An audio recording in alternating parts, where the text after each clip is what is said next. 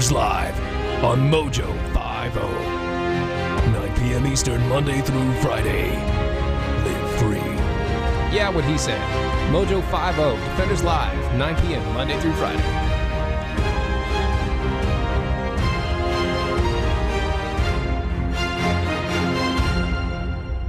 Say what you want to say about Cortez. She's not unattractive. Whoopi Goldberg, ugly as dirt. She one ugly woman. She ugly. Whoopi is jealous. Making radio great again. The Cartel with Matt and Ron. This morning at 11. MoJo 50. Hey, it's Brad Staggs with big news. MoJo 50 is coming to you and to your town. It's all part of our way of helping the veterans in this country. The MoJo 50/50 tour is 50 states in 50 days. And we're traveling across the country in a bus. I don't know what could go wrong. If you go to MoJo5050tour.com, you can find all the details, including to tentative stops and how you can be a sponsor. MoJo 50/50 tour, MoJo5050tour.com. Adjust your mojo now. Thank you.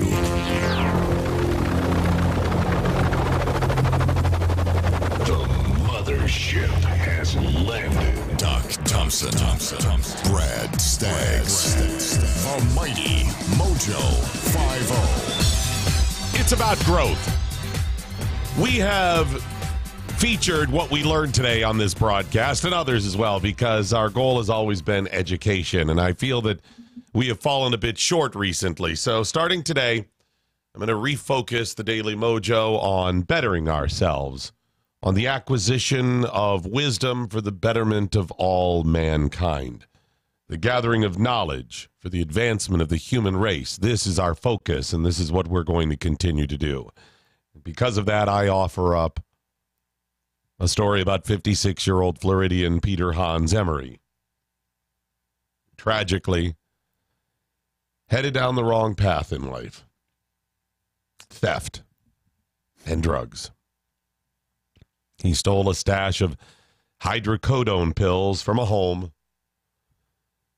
And by stole a stash of hydrocodone pills, I mean what he thought was hydrocodone pills. Tragically, it turned out to be laxatives. That's not funny. It's pretty funny. I'm just going to pause, and I hate to call you out on this, but again, it's a new day, and this is about education, and I'm trying to educate, and I hate to call you out, Brad, but you fell short of your duties there. And I said duties. Where's my bell?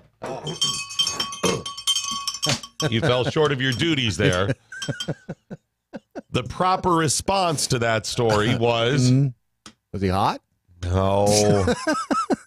What he thought was hydrocodone, but turned out to be laxative. Your response is, shit.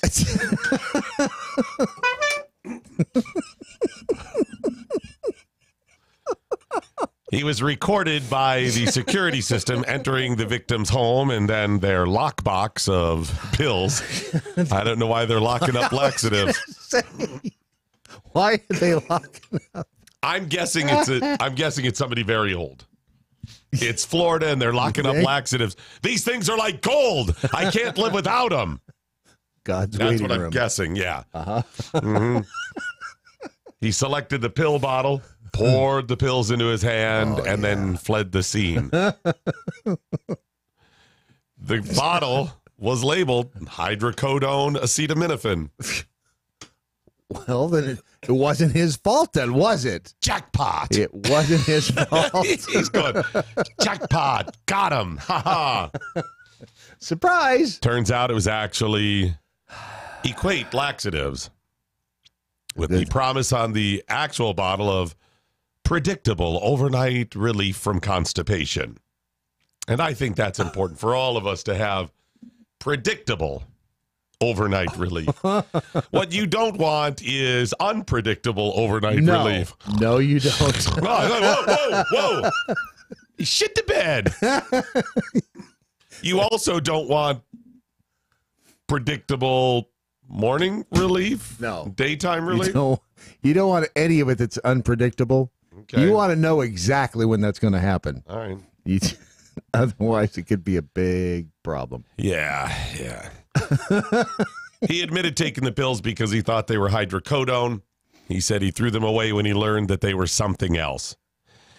He did not say how he learned they were something else. But I think we can guess.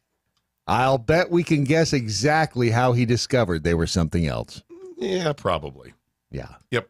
I think that's possible. All right. So, again, this is about the acquisition of knowledge. Yes. You need to educate yourself on the difference. Here are some lessons. Just throw out some lessons here. Here's one that I've learned here. Don't trust the bottle if it says hydrocodone. No. Isn't that the biggest lesson here? I think so. Okay. I think that is. I mean, I guess you could say something like, don't thieve. But, would he have been in the news? Would anybody know his name if he'd actually stolen hydrocodone? No. Not at this point in time. So, not really, it's not about the thieving. No, it's about the mistakery. It's about the it's a messy business. It really is, yeah. Now, I really feel bad for the police officers. And that's because they arrested him and he was filled with laxatives. By the way, for those of you that know, laxatives help you poop. Just so you know. Ron knows. His name's Ron, right? That's Ron. Yeah, got it right. He knows. I don't think he needs them. No, he doesn't. I'm just saying, but he knows what they are. No, I don't He's need a any smarter help. guy, so okay. You know what they say about Ron, he's just a regular guy. He really is. He's just one of us. And we're happy to have him on board. He's only been with us a couple of days, but he's been here for a very long time. Anyway, it's about that knowledge, gathering that knowledge, sharing that knowledge. So throughout the broadcast today and every day moving forward, make sure to tell us what you've learned with the hashtag What I Learned Today on Twitter. You can use it on Facebook as well, but I would put it underneath the posting of the show each day. Right. And, of course, you can put it in the MeWe chat room, too. Yeah, you can put it anywhere. We're just not going to pay for it. That's true. We are not going to pay for it. But those are places we would easily find it. Yeah. And I think you probably want us to find it. Right? It's easier if you do find it, yeah. Okay. All right. By the way, Bob Loblaw is out Love of the Bob Law. He's out of the gate this morning already with a really good one. Alexandria Ocasio-Cortez's spirit animal is Miss Teen, South Carolina.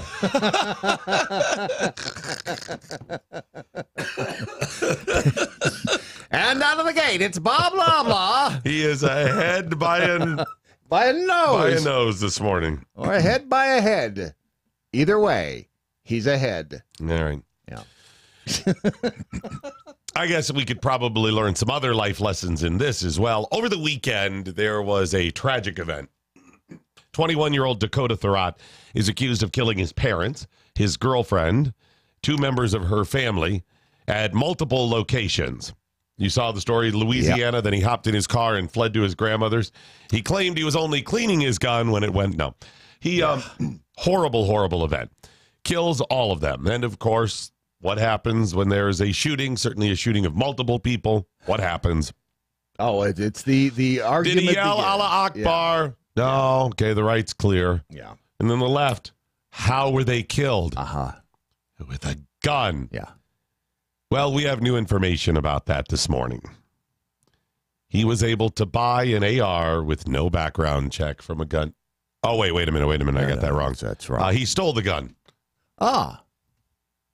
So he's into thievery, too. Yes, and this shows, once again, that if you'd had all those crazy gun laws that they're trying to pass right now, it would not have stopped him from stealing this gun or killing those people. And if, for some reason, you could magically make all of the guns disappear, as people on the right or left want. The statists on the left want them to not exist. If you could get some magic unicorn horn dust and you mix it with eye of newt and you use a little elfin magic and you were to sprinkle it on the earth and make all of the guns disappear, he would have still been able to kill them all. Mm-hmm. Mainly because he's just crazy. Yes, he's got the crazy eyes, by the way. He has the demonic eyes. Crazy. Crazy is a broad term. It is. I mean, you could have the crazy Alexandria Ocasio-Cortez eyes, or you could have the dead eyes, the evil eyes, but it's all in the eyes. You can tell. Yeah, he's crazy. Howard Dean, for some reason, is on CNN this morning. Just look at his eyes. His are kind of beady. Beady and dark. Seedy. Yeah, dark. Huh. So this is one to point out. This is one to go ahead and file away in your old noggin here. Yet another example of the gun laws wouldn't have helped anyways. No. And again, like you said, if they passed every law tomorrow, none of these killings would have been stopped. They wouldn't have stopped. Even any of those laws, you got rid of the guns. If you are driven to kill somebody, you can kill somebody. People killed people before we had firearms. Cain killed Abel with a rock. Mm-hmm. Or what we assume is a rock. There's still a lot of rocks. We know it around. wasn't a gun. No. At least we don't think it was. But how did David slay Goliath? With an AR-15 and on one of those weapons of war. Only had 2 bullets in it. Those weapons of war were smooth stones. Yeah. Come on. But here's another one. He killed 5 people with a stolen gun. Adam Lanza at Sandy Hook killed all of those kids with a gun he stole from his mom. This kid, Dakota Thurrott, stole it from his dad, a shotgun from his dad, and killed them. If one of them had a firearm and would have been able to shoot back at him, he may not have been able to kill everybody. Now, there is a lesson here for gun owners, too. Either trigger locks or keep them in a safe. Right. I mean, you've got to make sure. Yeah. Now, in the dad's defense, it's his dad's shotgun. Maybe this kid was absolutely trustworthy and went off the deep end. You don't know. Possibly. Adam Lanza, that kid was effing crazy and his mom knew it. Adam Lanza wasn't like, he was the perfect kid. I don't understand. Right. He got good grades. He volunteered. He had a job after school. He was just accepted in Yale. I mean, all of the things you would hope your kid. He was on his way to be an Olympics swimmer. All of these things that you would expect, just perfectly normal, wonderful kid. No, the kid was nuts. She knew that forever. And still, he had access to her guns. I don't know if she had him completely unlocked. I don't know if she had some due diligence and locked him up, but he got the code or the key. I don't know. But the fact is, she should have known better. Well, this dad, I don't know how, his background. He'd only been dating this girl a few weeks, so I don't know if he just went off the deep end. But no, the kid lived with his parents, and they had kicked him out. Yeah, he said he had a loving relationship with his mother, but engaged in sometimes violent arguments with his father. Well, okay, Dad. Yeah. You should really have all the guns locked up. Violent disagreements? Violent disagreements. Okay, that's the cleaned up version. Yeah. Yeah. Seriously. Yeah. Violent disagreements, that means they used to fight. Mm-hmm. We can't say that. Let's say disagreements. Well, that just sounds like they argued. Let's say they were violent disagreements. Right. Yeah, so this kid was a dirtbag. So, Dad, as much as you may not want to believe your son is willing or would be able to kill you, if you have engaged in apparently multiple violent disagreements with your son, daughter, whatever, and then kicked them out of the house, he's living with the girl and her parents. Yeah. And he has access to your house, even if you change the locks and stuff. He knows how to get in. Yeah. And he knows you have got that. Hasn't crossed your mind? Yeah, and both of his parents dead too. So we like to have we like to finish projects. Human beings don't like, generally speaking, the idea of ongoing projects. We want to finish them up, tie them up in a bow, put it away, and be done and move on. I am certainly that way. I don't. You said, Doc, listen, we'll pay you $500,000 a year, and every day of the year you got to get up, walk across the room, and flip this switch. I would say, absolutely, I'll do that. Could I just flip it 365 times now and be done with it? That's just a shortcut. That's not wrapping up a project. That's just trying to. Well, there's that too, but I don't like that. Crud! I'm only making $500,000. I got to get up every morning. You know what I mean? It's like it's hanging over your head. You want to be done. Well, and the same thing is true when it comes to like gun safety. Mm-hmm. We had a gentleman on when we were at SHOT Show from the Suicide Prevention for the state of Nevada. Yes. What was his name? I can't remember, but he talked about, and by the way, suicide is a more significant problem now. because suicide is highlighting that mental illness is a bigger problem. And a lot of people that kill themselves are veterans and so on and so forth. But he points this all out, right? A lot of people kill themselves with guns. And he said he had asked a friend of his, he told a story, I think a couple of different people. Hey, Pete, you're going through some trouble right now. Would you mind if you change, if I change the code to your gun safe? Right. And I'll give it back to you in a couple weeks or months or whatever. And he said they were okay with it. Now, I don't think most people would be that easy of a conversation. But I started thinking about that. The dad likely says, well, I got guns. I put them in a certain place. Maybe they're locked up, maybe not. But okay, done, over. Things change. In this case, violent disagreements with the son. You kick him out of the house. Maybe it's time you rethink some of those things. Maybe, sometimes we'll think the locks. Well, I want to change the lock so he can't get back in. But we don't think about it with other stuff, guns, bank accounts, whatever. Right. Yeah. And to be fair, the guy may have... He may have done some. He may have done... Yeah, we don't have that information. He may have had it locked up. The kid may have broken in. Who knows? But the bottom line is if you're a responsible gun owner, and especially in a situation like this, you either have to keep the guns locked up, and you should keep them locked up anyway, or with a trigger lock on them. Well, speaking of Vegas and guns, Stephen Haddock, the Mandalay Bay, Las Vegas murderer. Right. The FBI has now concluded their investigation. I thought they already concluded that. Well, they've come up with the official, they concluded, but they've released the official information. We know that they still didn't have a motive. Right. But they now have released, the official, here it is. I think I saw this, and they concluded that he acted alone. Okay. And he had no motive. There you have it. Nothing to see here, folks. Move on. Mm-hmm. I'm calling Bravo Sierra on that one. There were theories of multiple shooters that seemed not unplausible. Right. Plausible. Could be. Not far-fetched. Mm-hmm. There were theories that maybe it was a gun deal gone bad, that he was being manipulated by somebody, that he had been radicalized, all of these.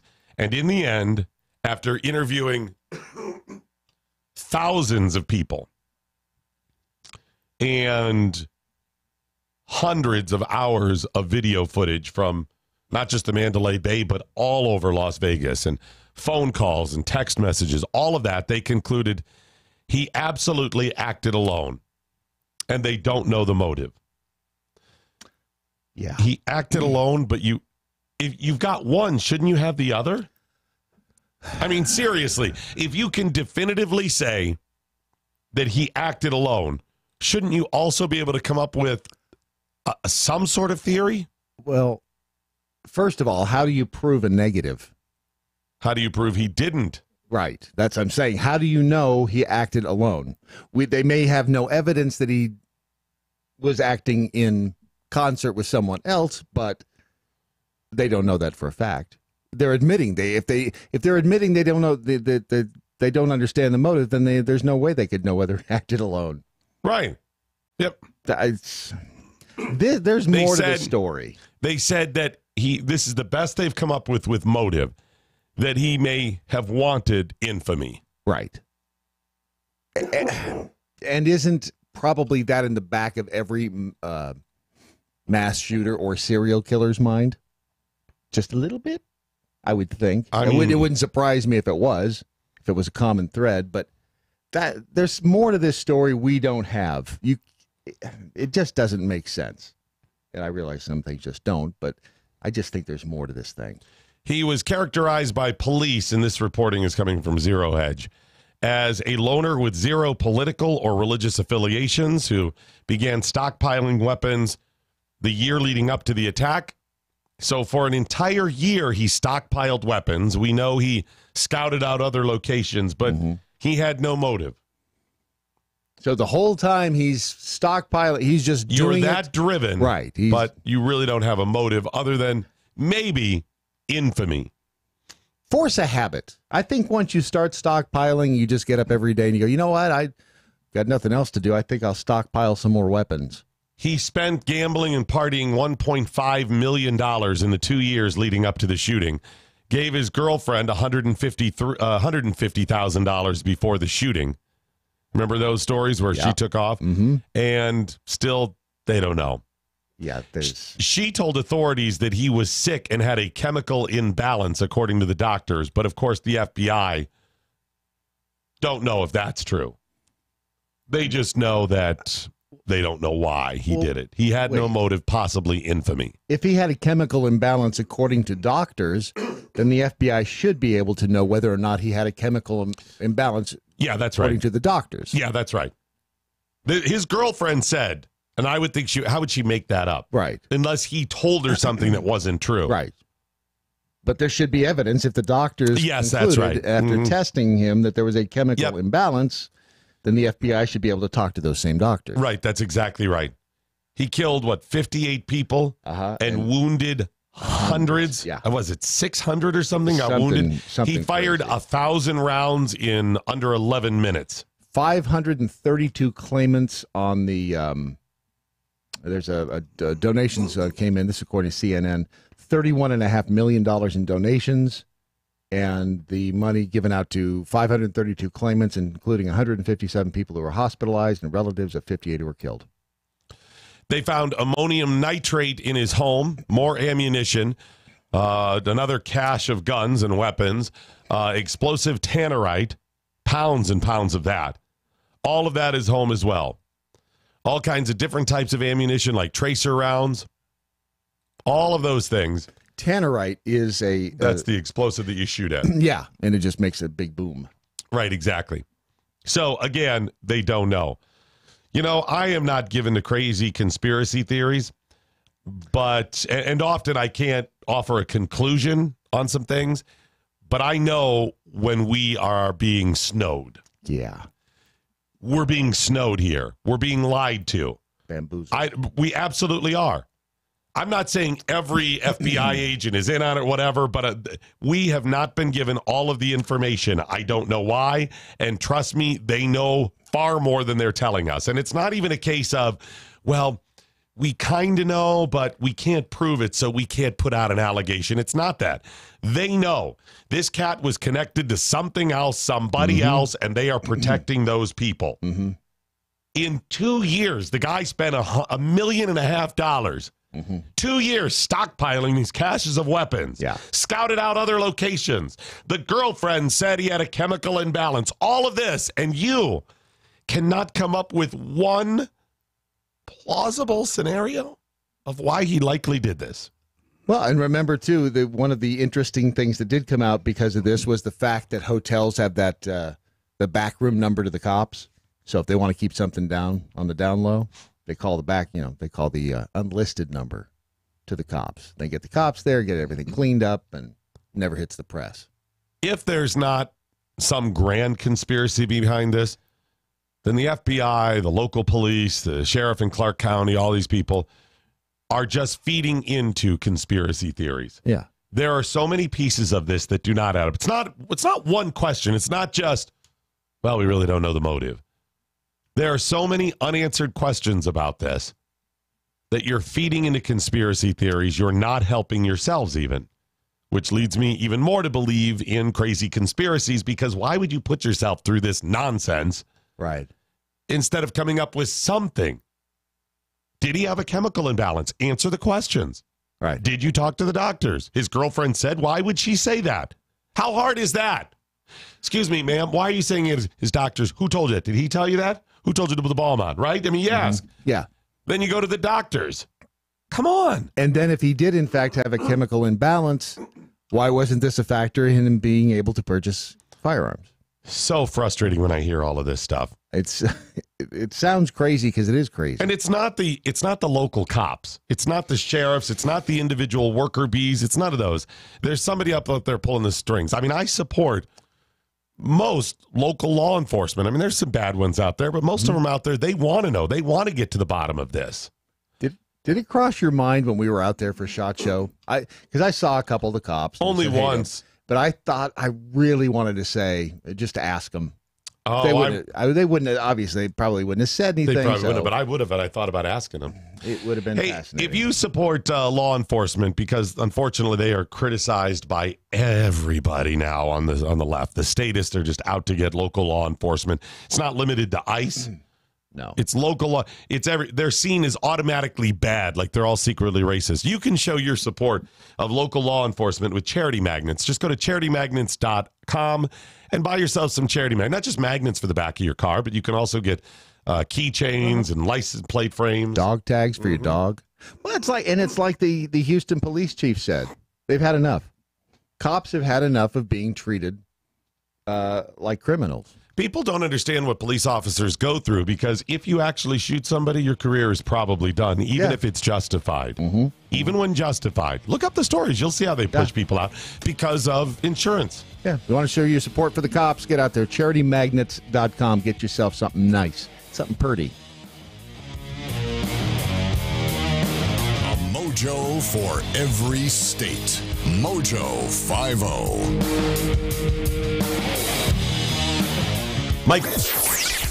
I'm Mike Opelka from PureOpelka.com. Here's your 2-minute drill.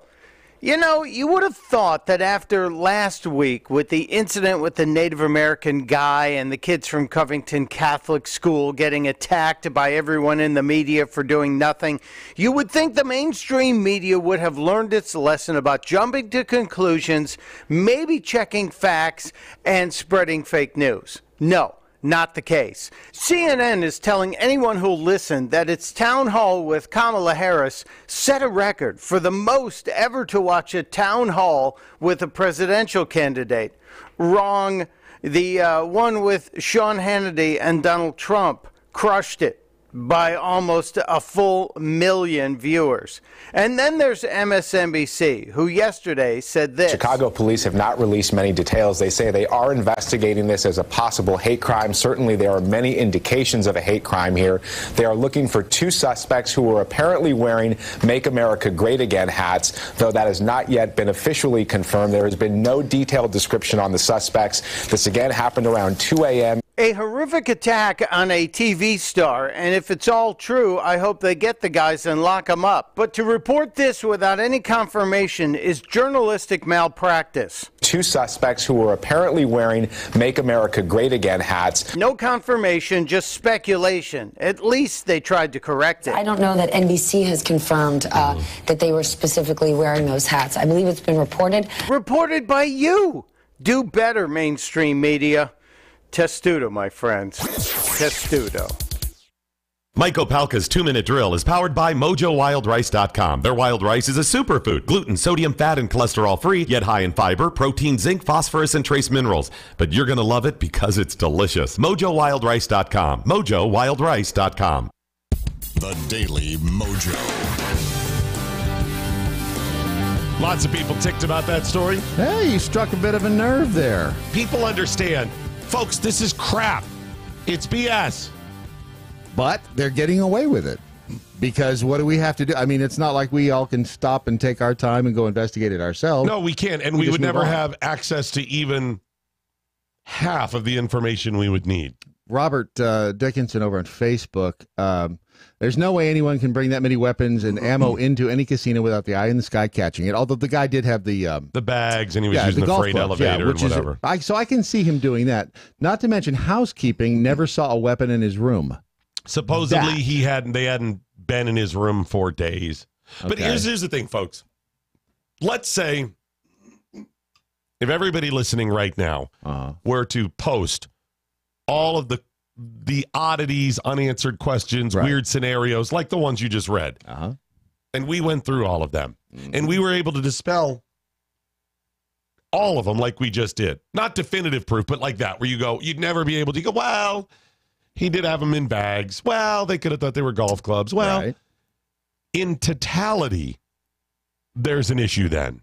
There are so many of those that even, like you said, if you say, well, the maids weren't in his room, supposedly. And number 2, he took the freight elevator, and they were in bags, and he multiple trips. You go, okay. When you get to 1,000 okays, you start saying, the ability to thread that needle perfectly of all of those things. Yeah. Come on, man. Come on. Something's not right. Everything worked out perfect. He kept the maids out. He took the freight elevator. He had them wrapped so they looked like golf clubs. Mm-hmm. He sent his girlfriend away. You see what I'm saying? All of because remember, it wasn't just this time. He also was scouting out other locations at another music festival weeks earlier. Well, that's right. I'd forgotten about that. Now, that we know of, he could have scouted out 3 others. The one the week before, or a couple weeks before, did he show up? Remember, he shot this place up the last night. Yeah, he may have been there and had it just a dry run the night before and 3 nights before that. So let's say it's a week earlier, 2 weeks when he went to some other place. Mm-hmm. Did he also take the guns up to the room? It was a dry run. He was scouting it out. If he did, you mean to tell me that time as well? Mm-hmm. Did they look through that video footage? Did he also? It worked out perfect. He just decided not to pull the trigger. He had loads and loads of guns in their freight elevator and also kept the maids out and so on and so forth. Do you see what I'm saying? It's not just that day in the scenario. Everything else worked out perfect for him. And he was perfectly able to. This guy who had no motive. Right. Perfectly able to pull that off. He just wanted to be famous. He just wanted to be known. Okay. If he wanted to be famous for this, why didn't he offer up more to make himself more famous? Right. Right now, we're all saying, who is Stephen Paddock? Right. Paddock? It's Paddock. Yeah, I think that's it. Who is he? We don't know anything. All we know is his name. That's a guy who wanted to be famous. Yeah. That all of this information is scrubbed about him. Well, we know he used to go down and gamble quite often. What else do you know? That's it. Yeah. That's all the guy who wanted to be famous. Listen, I've known some cats who are driven by fame. And they will do and have done anything to remain in the spotlight. Uh-huh. They will take advantage of everybody and everybody, even the closest of friends, confidants, people that have supported them and worked with them. They will and have screwed people over. I know people like this. They are the most reprehensible doing anything. It's like a drug for them. And you're telling me this guy wanted to be famous? The guy we know nothing about. Okay. Right. Yeah, he gambled more than $10,000 a day, and in some cases more than $20,000 and $30,000 a day. Right. The casinos knew him. Anybody that's gambling at that level, the casinos know. And they know him by face and by name. You just cannot get away with doing that, with gambling those amounts and not having them know. It just doesn't happen. Where is it? What are you looking for? Relief factor. Right on your here. syou give it to me. Wow. Give it to me. Give it to me. Like a junkie with a fix. Well, no, my jaw feels good again. Yeah. Are you able to open your mouth up a little wider now? It's not about being able to open or not. It's a lack of pain. Uh-huh. So this is actually kind of funny. Uh-huh. For months, I've been struggling, as I mentioned, with TMJ. TMJ. I went to the doctor. I'm going to tell you that story coming up in a couple of weeks or whatever. I got a mouth guard because I also have some sort of sleep disorder, it looks like. He keeps walking into walls. So I realized that my jaw is likely out of alignment and all of this other stuff, but I have a lot of pain still. Mm-hmm. And in order to get all this stuff under, it's kind of a chicken and an egg. My jaw may be out of alignment and all of this because I'm grinding my teeth at night, which is part of a sleep disorder. So if I treat the jaw somehow, then I'm still going to have a sleep disorder, may go back. I have to get it all kind of taken care of. Mm-hmm. And I'm slowly working on that. But in the meantime, for months, I've had jaw pain. On the right side, it's swollen just a bit. And it's not like, oh, you open it so far or you bite down on. Sometimes I move it a certain way, but it's just constant pain. You know, they say stress contributes to that. It likely has. Got any stress in your life? Not as much as I used to. Little bit of jaw pain. And some days it's been excruciating. Some days it's been mild, but it has been constant. It is not stopped. And this is since October, mid-October, something like that. Yeah. And likely, if you think about it, those headaches you've had for a while. So I'm sitting here over the weekend, and I'm like, I got to do something to get ahead of the pain, so I can take care of everything. And let's see, what can I?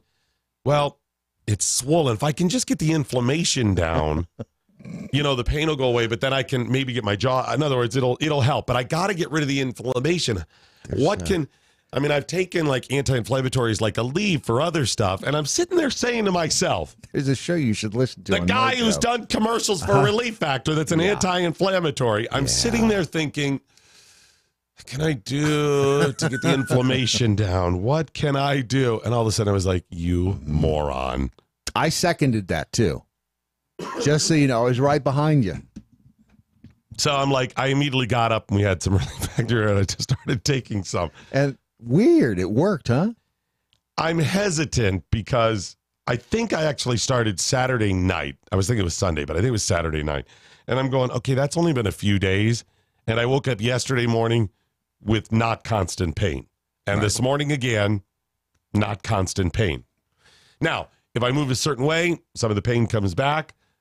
But for almost 3 months, actually over 3 months, 3.5 months, it has been constant pain. Just be careful you don't OD on the stuff. Just don't it's overdose not medical. on No, Relief it's not. Factor. It's not what it is. It's you can't. Supplements and what. You can't do that. You can't overdose on Relief Factor. Yeah, I actually, when we were out in Vegas, I upped it to 3 packets a day because I knew I'd be pounding my foot all over that place. And walking too.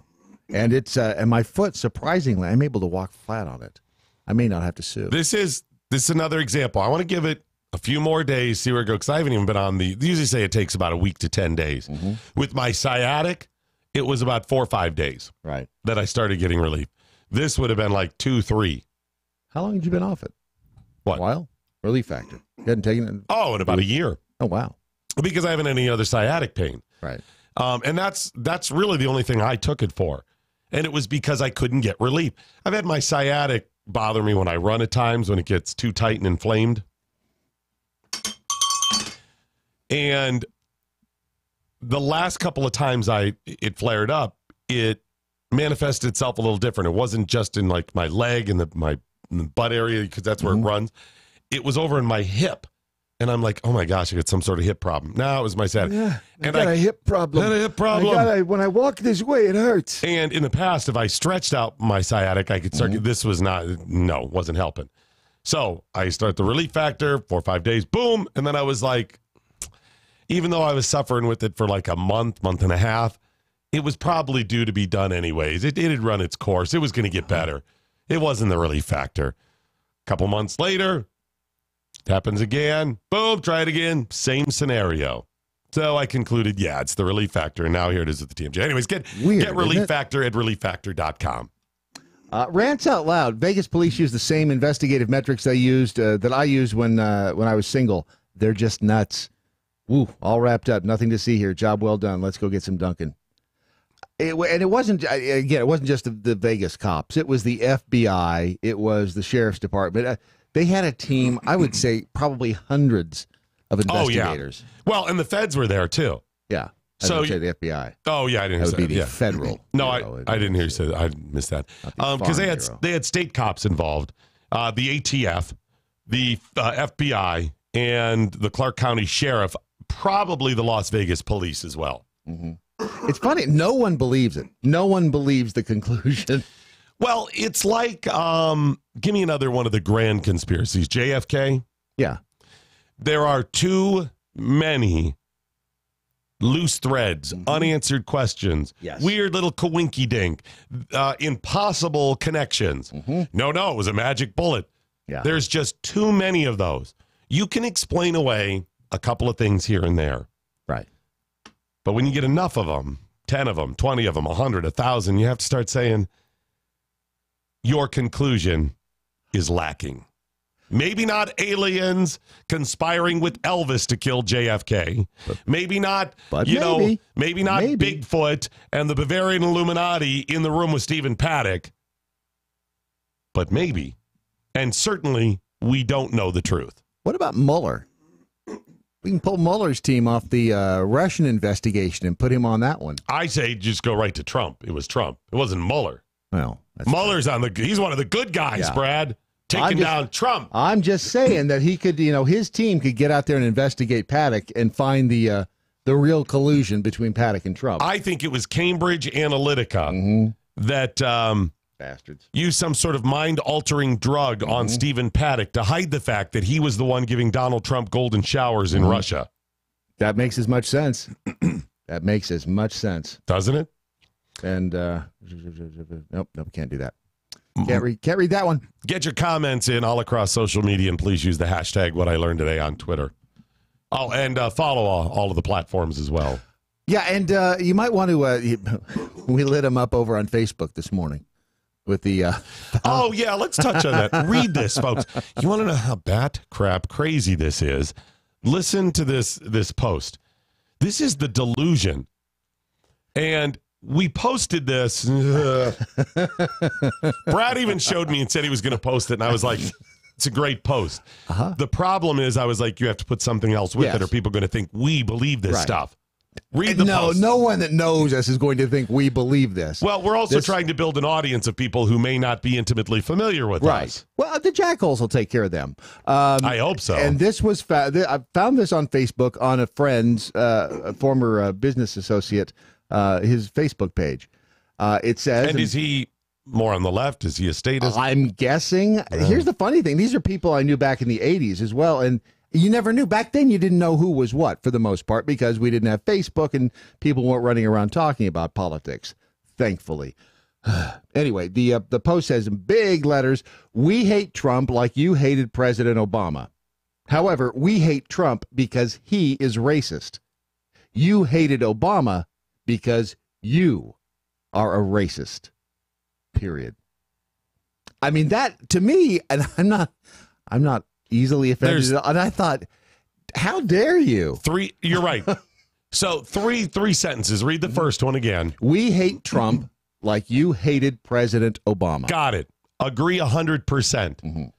And Brad even says to me this morning, I didn't hate Obama. I didn't hate Obama. You know what? I got to the point I started hating him. I didn't as a human being, as a man, no, but the image, the presidency, the administration, what he represented that entire time period, every stinking day was having my pocket picked and my leg broken every stinking day. It became overwhelming. So, yeah, I'm going to tell you, I had feelings of hate for that guy, but it wasn't based on race. You were living it every day. I didn't have to live it every day. Right. So I agree with you, and people on the left, statists out there, I truly have thought about this and understand. You hate Trump. I don't know why, but still, I get that you do hate him as much as people on the right hated Obama. I understand. Now, next sentence. However, we hate Trump because he is racist. Period. No, he's not. There's no reason to believe that other than the misreporting by the news of things like he said that all illegals are rapists. And murderers. I'm sorry, not illegals. All Mexicans are rapists and murderers. No, he was talking about illegals, and he didn't even say all of them. But okay, so that's flawed. You're crazy. Yeah. Go ahead. And the third and final sentence, you hated Obama because you are racist, period. And this is the narrative they continue with. Unable to pause and say, maybe it isn't about that. They are unwilling to give people the benefit of the doubt, unwilling to try to understand that people that disagree with them are not necessarily bad people. Some will be, of course. Sure. But most people are not bad people, and they want the main things that everybody wants. They want life. They want to be able to raise their children. They want food. They want health. These things, right? But that they are unable to believe that. They are so blinded by their own desires and feelings that anybody that doesn't agree with them must be a racist. Whereas I don't believe those things. What is it I say about the statists out there? They are generally one of two categories, fall into one of two categories, sometimes both. They are the progressives who are about control. They have some flaw in them, or they want to control because they are power hungry, and or they are blinded by their emotions. That's it. How is that offensive? Saying most of them are just so emotional that they are blinded and unable to use logic, apply logic, that if you go, you're missing, it doesn't matter. How many times have you heard it?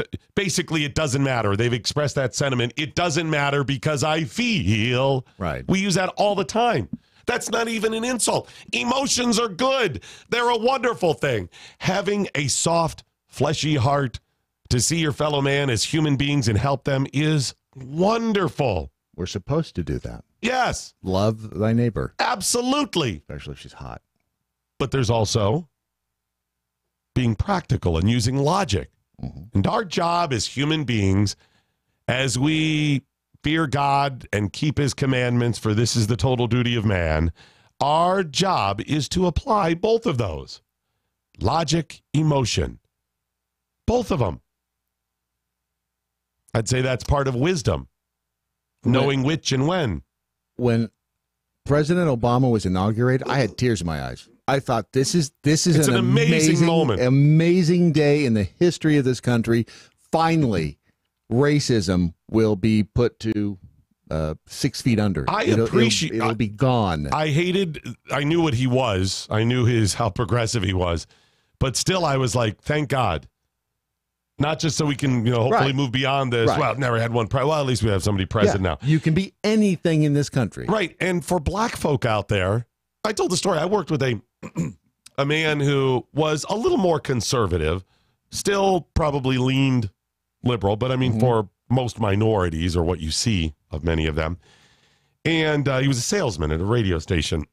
Good guy. The next morning after the inauguration, was it the election night? I rolled in, I saw him in the hallway, and we started talking about the election. And I knew he had a couple of teenage kids, young teenagers. And I said, did you watch last night? He said, yeah. I said, the kids watch? He said, yeah. I said, what? Tell me what happened. He said, I sat him down and I said, I want you to see what's going on here. This is epic. Yeah. And he said, throughout my life, many of us never thought this was possible. Right. And here we are. And I teared up. I was like, this is good for you. Uh-huh. I've never had to consider those things. So good for you. Yeah. Now it's beyond that. Now it's about being a good guy and doing things right. But these people with this post are only able to use the emotion. Yes. Now, there are certainly people on the right, conservative libertarians that do wrong. I'm not saying that. But for the most part, I don't, and the people I know, don't beat up the statists out there because you think they're bad people. Like I said, there's a small group of them that are driven by their own power and their agenda. Most of them, they just wring their hands, scream at the clouds, why, Trump? Unable to apply any logic. That's not an insult. I'm telling you, you have a bit of an issue. It's like mocking somebody for being crazy or mentally ill. Right. Yeah, it might be funny. You might point out the flaws or whatever, but you need help. I am not a racist, and you saying racist have no idea how offensive and troubling that is to people on the right now. That is the absolute. They don't know. They think they're doing, look, they're just racist. The only conclusion they could come up with because they can't see beyond their emotions, and they don't realize calling people on the right racist, and no, believing people on the right are automatically racist. Automatically believing that is doing as much damage to this country as anything, more than Trump will ever do, even from their perspective. You are pushing. That may be the single greatest thing that is pushing the divide. And my pet peeve is being accused of something I didn't do. I hate that. And probably a lot of people are that way. Yep. But when I saw that, it was like, oh. So who's the actor that was, we're going to get to this a little bit later. Is he from Empire? Yeah. He was supposedly assaulted, abused, whatever, because he's gay and black. And Jesse Smollett. Okay. We'll get to that story a little bit later on. But first, a reply to that story. Alyssa Milano Cookies tweets out this yesterday in response to that story. Mm-hmm. And it's a horrible story about the guy being attacked. Absolutely. Horrible. She tweets, I've been trying to figure out all day what to say about the racist, homophobic violence against @Jesse Smollett. Not sure how I can describe what I'm feeling in a neat and tidy tweet. His trauma deserves more. I'm sad. Living together on the planet shouldn't be this difficult. Now, I was pissed when I saw the automatic homophobic violence. Maybe it was, maybe it wasn't racist, homophobic. Let's throw that part out for a second. Doing what Alyssa Milano Cookies and others will not do, try to understand them a bit. Mm-hmm. Get beyond the part that's troubling and listen to the rest of it. It's a cry for help. It's frustration. She wrote, I've been trying to figure out all day what to say about this. Right. It took her all day to figure out what to say about it? No, but think about that. That part's crazy, but she is so upset. Give her the benefit for a second. Okay. She's that upset. That she's going to dwell on it all day to figure out what to say. It's pretty easy to figure out what to say about it. Well, I mean, she put about the racist, homophobic. Throw that out. Right. She's been struggling all day. Not sure I can describe what I'm feeling in a neat and tidy tweet. His trauma deserves more. But I'm going to try. Okay, so she struggled all day with this. That sucks. Right. Doesn't know how to describe. Her feelings are so powerful and overwhelming. Mm-hmm. That's got to be horrible. I would think so, yes. She writes, I'm sad. And then living together on the planet shouldn't be this difficult. I agree. So do I.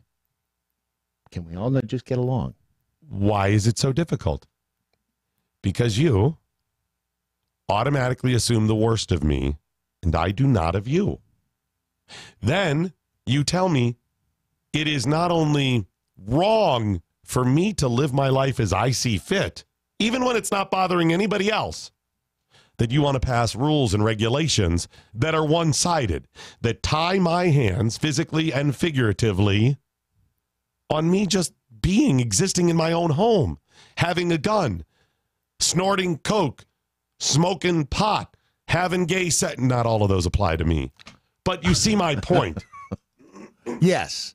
And they want to control that. Yes. So I tweeted, if you recall the story from a couple years ago, where I was DMing back and forth with Alyssa Milano based on something she responded to that I tweeted. And I said to her, Alyssa, we have an opportunity. You have a huge following. We have a great platform, a pretty good following ourselves, to do some good. If you and I have a conversation, try to understand and focus on common ground, the Constitution, personal freedoms. I don't want you to feel bad, but you've got to start assuming. The key to all of it is stop assuming the people over there are doing things just because they're horrible people. Some are, most are not. So I responded to this. Mm-hmm. You are correct. It shouldn't be that difficult.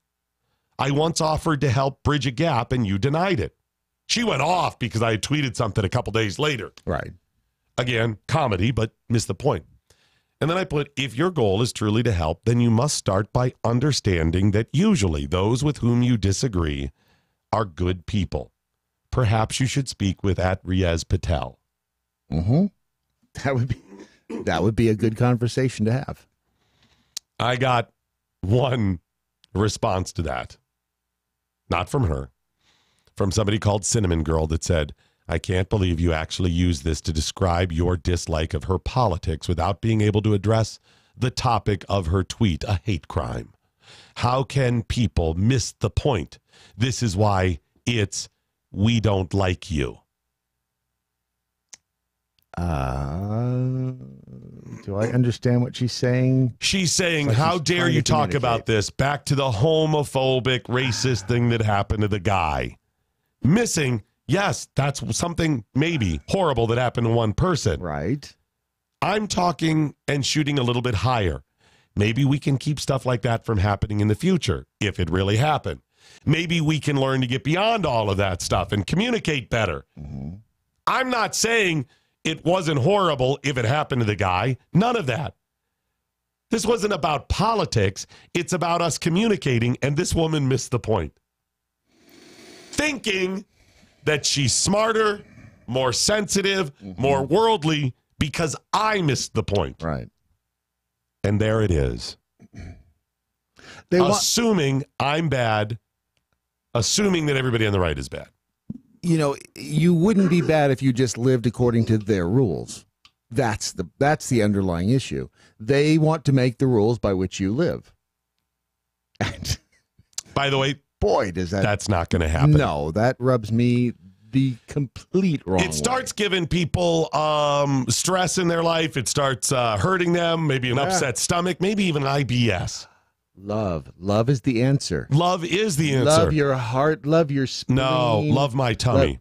When you love my tummy, your IBS is going to be better. I thought you'd never ask. Who doesn't love my tummy? I love your tummy. No, it's love my tummy. Who doesn't love my tummy? I just said I love your tummy. You're going to say I love my tummy. I love my tummy. Now just too. say love my tummy. Love my tummy. Is that a directive? Get over here and love my tummy now. That's what it sounds like. Right now. You know what I like. It's a you know difficult what I like. website. Uh-huh. I know they were trying to do better than Otron Teal because people can't spell it's it. hard to spell that. But still love my there. That gets a little... Love my tummy. How about just tummy love? No, that might that's be bad complete. too. That could be Furry tummy love. No. It's going to take you down a rabbit hole that, well, darn it, that's not going to work. Love my tummy. IBS, you need better digestive health. Find out what Otron Teal or Otron. Love my tummy. Just go to Love My Love Tummy and my find tummy. out what they can do for you. LoveMyTummy.com.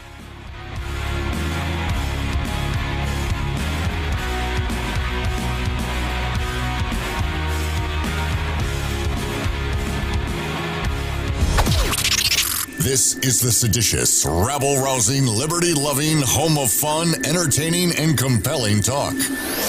MoJo 50. News this hour from townhall.com. I'm Rich Thomason. It is so cold across parts of the Midwest that people are being advised not to venture outside unless it's absolutely necessary. The region dealing with record cold, minus 19 in Chicago at last check, 26 below Minneapolis. The wind chills, though, make it feel even colder than that.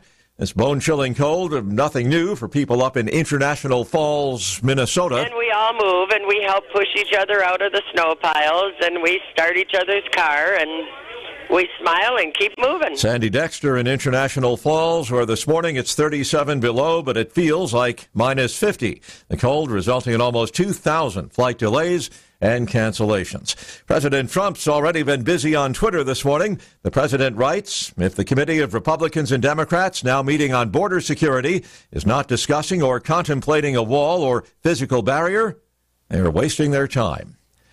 After the briefest of defenses, closing arguments come today in the El Chapo drug trial in New York. In the Brooklyn trial of Joaquin Guzman, the Mexican drug lord nicknamed El Chapo, the state called 56 witnesses who told lurid tales that included a naked escape through a tunnel, cash bribes to top Mexican officials, and the torture and murder of rivals. It took 11 weeks. The defense case? One witness, 30 minutes. An FBI agent who testified about a 2017 interview with the Guzman supplier. The defense actively attacked the government's roster of former Chapo Confederates turned cooperators on cross-examination. It's expected to lean heavily on the idea that they're lying to reduce their sentences in closing arguments. Warren Levinson, New York. No interest rate hike expected as the Fed later today wraps up its first meeting of the year. Wall Street stock futures sharply higher. Dow futures up 243 points. S&P futures 12 points higher. More on these stories at townhall.com. There's a better way to meet people without having to suffer through all the crazies. Weed out all the nutty people with WeThePeople.dating. That's WeThePeople.dating. It's easy to find a liberty-minded match. And it takes less than a minute to create a free account and begin browsing through over 11 million monthly subscribers. Look, we all know the success of a relationship hinges on the core shared values of a couple. So check out WeThePeople.dating. Sign up and start dating today. WeThePeople.dating. Life, liberty, and the pursuit of a partner. This is David Barton with another moment from America's history. It is a definite biblical teaching that every individual will answer to God for the stewardship with which he was entrusted. Previous generations therefore realized that not only would each of us answer to God for how we handled our life and our family and our possessions, but also for how we handled our country. Consequently, voting was considered an act for which we were directly accountable to God. As Samuel Adams explained, let each citizen remember at the moment he is offering his vote that he is executing one of the most solemn trust in human society for which he is accountable to God and his country. He should then appeal to his conscience that he has not trifled with that sacred trust. Voting is a serious responsibility for which Christians will answer to God.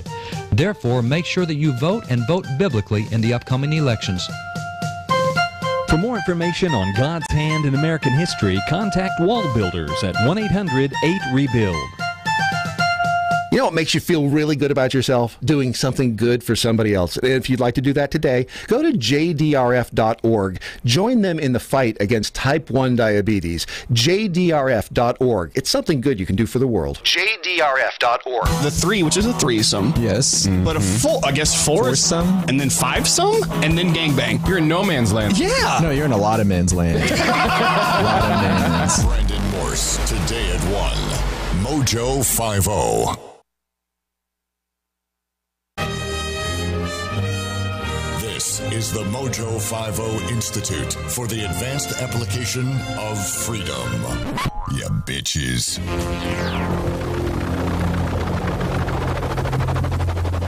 The mothership has landed. Doc Thompson and Brad Staggs, along with some other guy. We got a new guy in the studio today that we just hired to run that. Ron Phillips. His name is Ron, the new guy Ron that's here today. I didn't realize we were hiring new people, but hey, it's nice to see we're growing that way.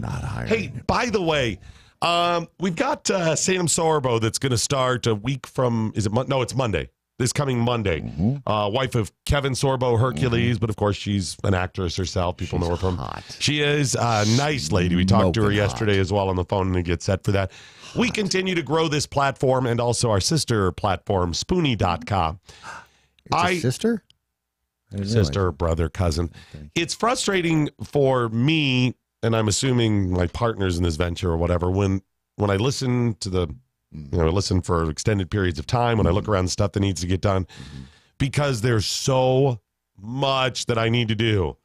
I hear things that I'm like, I got to change that. I got to work on that. We need this. We need that. It's really, really frustrating. But when I think, we've only been around for a few months. Wow, you're using that excuse for being lazy. No, I'm not. I'm just saying. Climb off your ass every now and then and do some work. Hang on, serious. I'm being serious here a minute. It's frustrating. So if you listen and you hear things, you're like, yeah, I know, or a commercial or something. Yeah, I know that has to be changed. I'm not making excuses. I just want you to know where we're going here and trying to explain a little bit of this. I realize when I listen casually, okay, we've come a long way, but don't think for a moment we don't understand what needs to change and what has to happen. We're a few months old. Give us a little more time, but hopefully when things like Sam Sorbo starting, you're like, okay, they continue to grow. Every single day we make a little bit of progress and grow just a little bit more. I'm hoping we can do a lot more of that.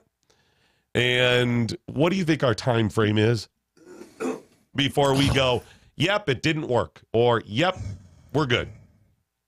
What's the? That's a good one. What's the point? 6 months? Yep, that's what I'm giving it. From now? Yeah. All right. I'm serious. About 6 months. If we haven't turned a corner, and every business goes through this. Yeah. Where you're like, okay, it's not going to work out so well. Right. That's probably it. The good news is growth every day. So if we can continue like that, we'll probably be good. Yeah. I'm hoping people understand what we're trying to grow here and significance of it. They do. That it's. I think the Jackholes are very aware of that. A unique escape from the same old crap out there, the It's same different. people saying the same things over and over again. And the jackholes can Jeez. do something else. They can, if they share it. I mean, the importance of sharing the posts and sharing the fact that Oh, we they've been exist. great. Yeah. Yeah. We appreciate your help. Just understand we're growing a little bit every day. By the way, coming off the SHOT Show, we had a good time, accomplished quite a bit. And we have some other shows that are going to be starting, some weekend shows within the next month or so. I'm trying to think, is there any, what else? A couple of people have asked about other personalities joining us. Yes. Still working on a couple of those. These things take a little bit of time. We're also doing this with no budget. Right. Which is another reason. None at all. And if you know people that have a podcast that are interested in buying some broker time on the weekends. That would help. And we've had several leads given to us from listeners, and it looks like there's one we're working on right now. It's a name that you're like, oh, yeah, that guy. I even said it last night at our meeting. And who was it? Matt Locke goes, how do I know that name? And I was like, he was the guy that, remember? And he's like, oh, yes. It's not that I'm paying attention. You weren't. You were doing something else.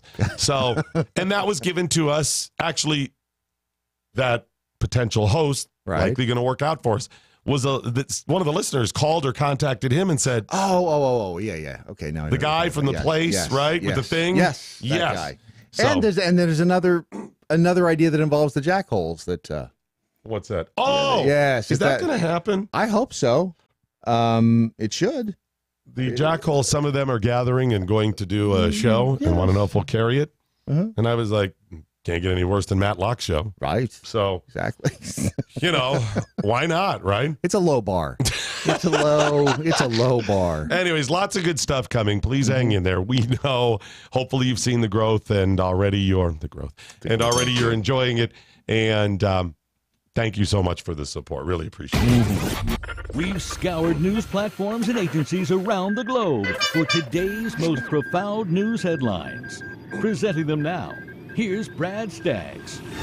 All right, Jackhole's first part of your headlines made possible by a pile of money from EricCapitalManagement.com. Find out how you might be able to avoid living under a bridge when you retire by talking to the financial planners at Eric Capital Management today.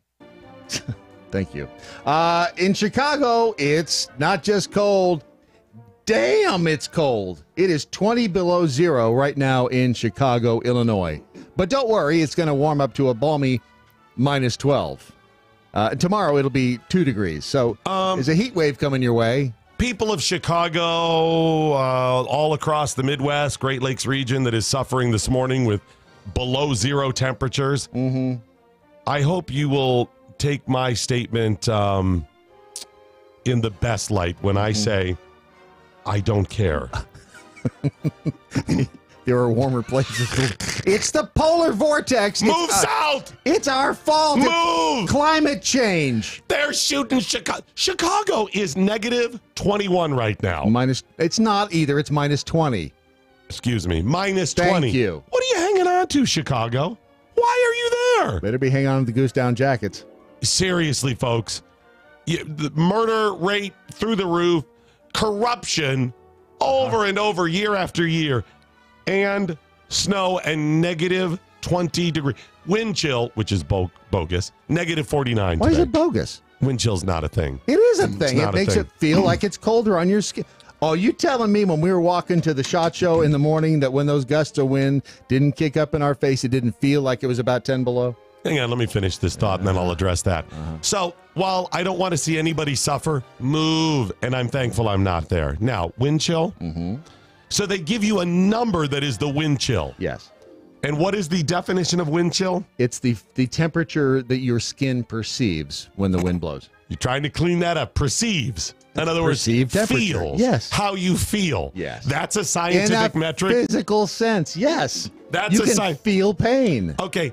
How do we know that I don't feel colder than you because my internal workings are a little different? It's an average. How do you know that 20 degrees feels the same to you as it feels to me? They've never said it does. They say this is the temperature. Right. They don't say this is the feeling of the temperature. Oh, good grief. No, they give you a temperature. That is based on how high or low the mercury goes. Okay? There it is. Now, you may feel 20 degrees differently than me, but that's not what they're saying. They're saying it's 20. And we may set the thermostat different in here because you're like, well, 68 just isn't warm enough for me. You're right. I see what you're saying. But when you say, no, it feels much colder, all this is the television, local channels, and networks wanting a more sensational story. It's negative 49. No, it's only negative 20, but it feels like it's negative 49. I have a question. Wait a minute, feels? What do you... Well, the wind blows, too. What a stupid metric. And then they're like, well, that works great in the wintertime, but we can't get that sensational in the summer. What are we... The heat index. What it feels. Simple question. You numbskulls meteorologists out there. Do you want to be right or do you want to be happy? No, I'm being right on and happy on this one. I'm happy to stick it to you. Go right ahead. I have known so many television meteorologists, and generally speaking, they're on the left. And they're like I know one that's not. Most are on the left. And they're like this. You understand, it's science and climate change. They're all like that. Really? What's the wind chill? Well, it feels much colder. That's your scientific metric. Well, if you're going to talk about feel or how it's perceived, then you've got to go each and every person and say, well, you're 700 pounds, so it's going to feel a little warmer for you, fatty. I've had so many debates with these television meteorologists that are on the left about... Never mind. Let's just move on. You might want to cut back on the APR. Wind chill. Man, I could just kick people's ass for that one. I think you just did. It's not a thing. It's not real. Moving on. The cosmic temperature around all of us. You know what? It's a happy day. So the happiness index makes it feel a little bit warmer in Chicago today. I had a big carb breakfast, so I'm burning more, and therefore I feel a little hotter today. What was the average number of calories consumed in the last 24 hours? So people feel warmer. You done? No, I'm not. I hate it. Dateline Washington. Stacey Abrams will deliver the response to President Donald Trump's State of the Union address next week. Doc? All right, I'm going to go ahead and comment. You want me to comment? Sure, why not? Don't you think it feels a little warmer to that fat lady? It's going to feel a lot warmer to her. Yep.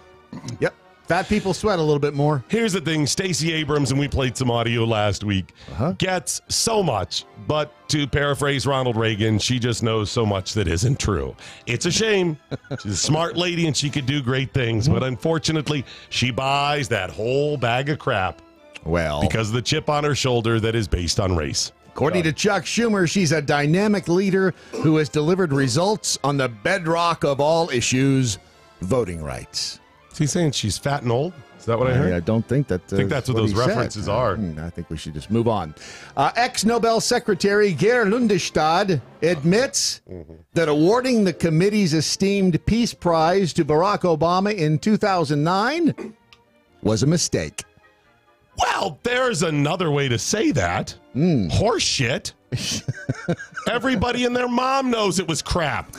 They said he earned the award based on his extraordinary efforts to strengthen international diplomacy and cooperation between peoples. He wasn't even president. They awarded it to him for getting elected as a black man. You talk about lowering the bar.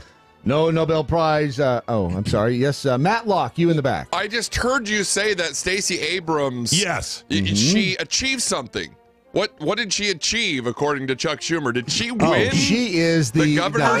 She's a dynamic leader who has delivered results. What results? On the bedrock of all issues. What results? Voting rights. What results did she deliver? Why I can answer all of that in a word.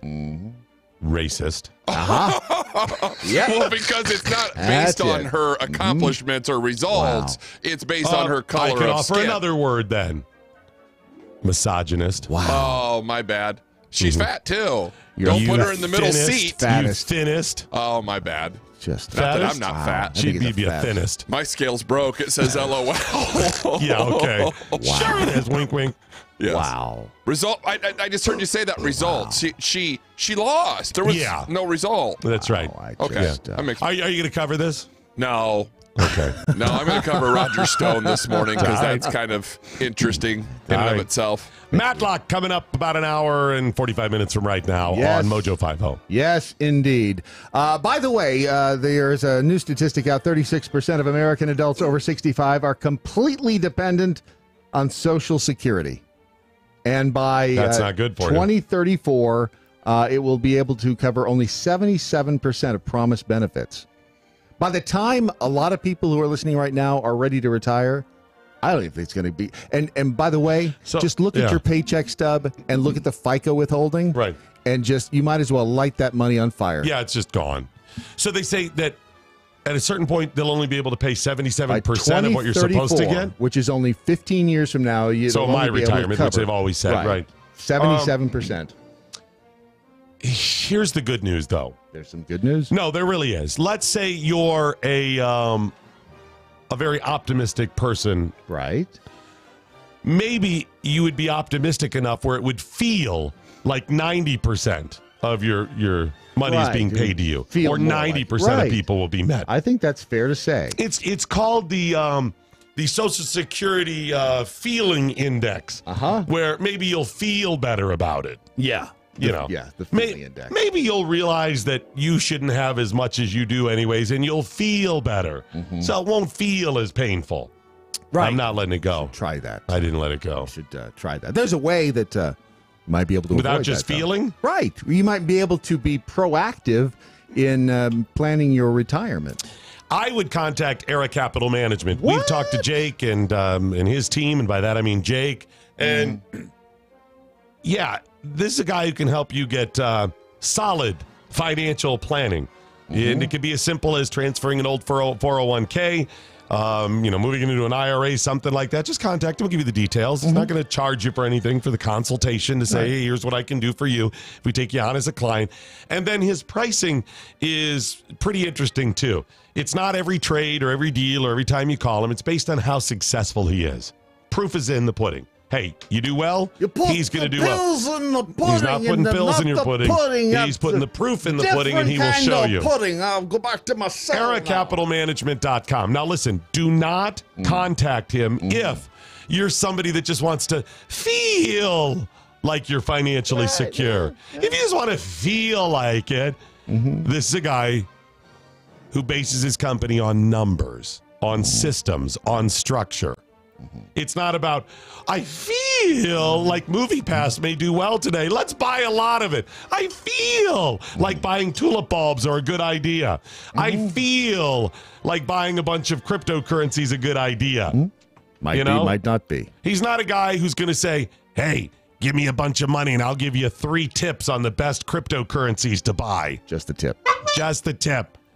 No. Solid financial planning.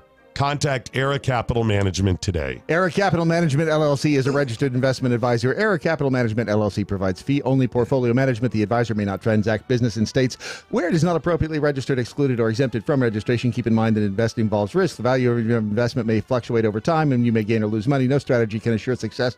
It is not guaranteed.